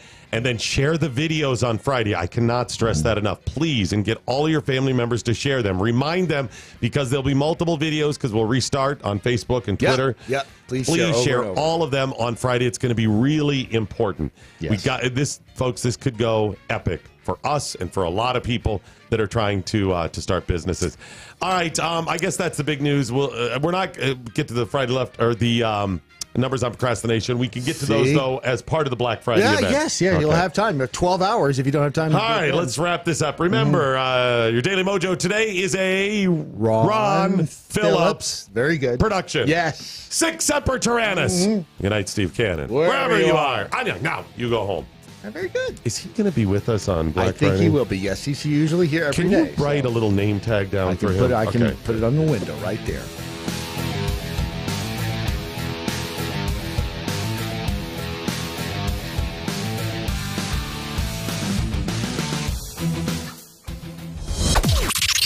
This is the seditious, rabble-rousing, liberty-loving, home of fun, entertaining, and compelling talk. MoJo 5. News this hour from townhall.com. I'm Rich Thomason. Well, the airport's getting busy, so are the roads and the rails. People heading out for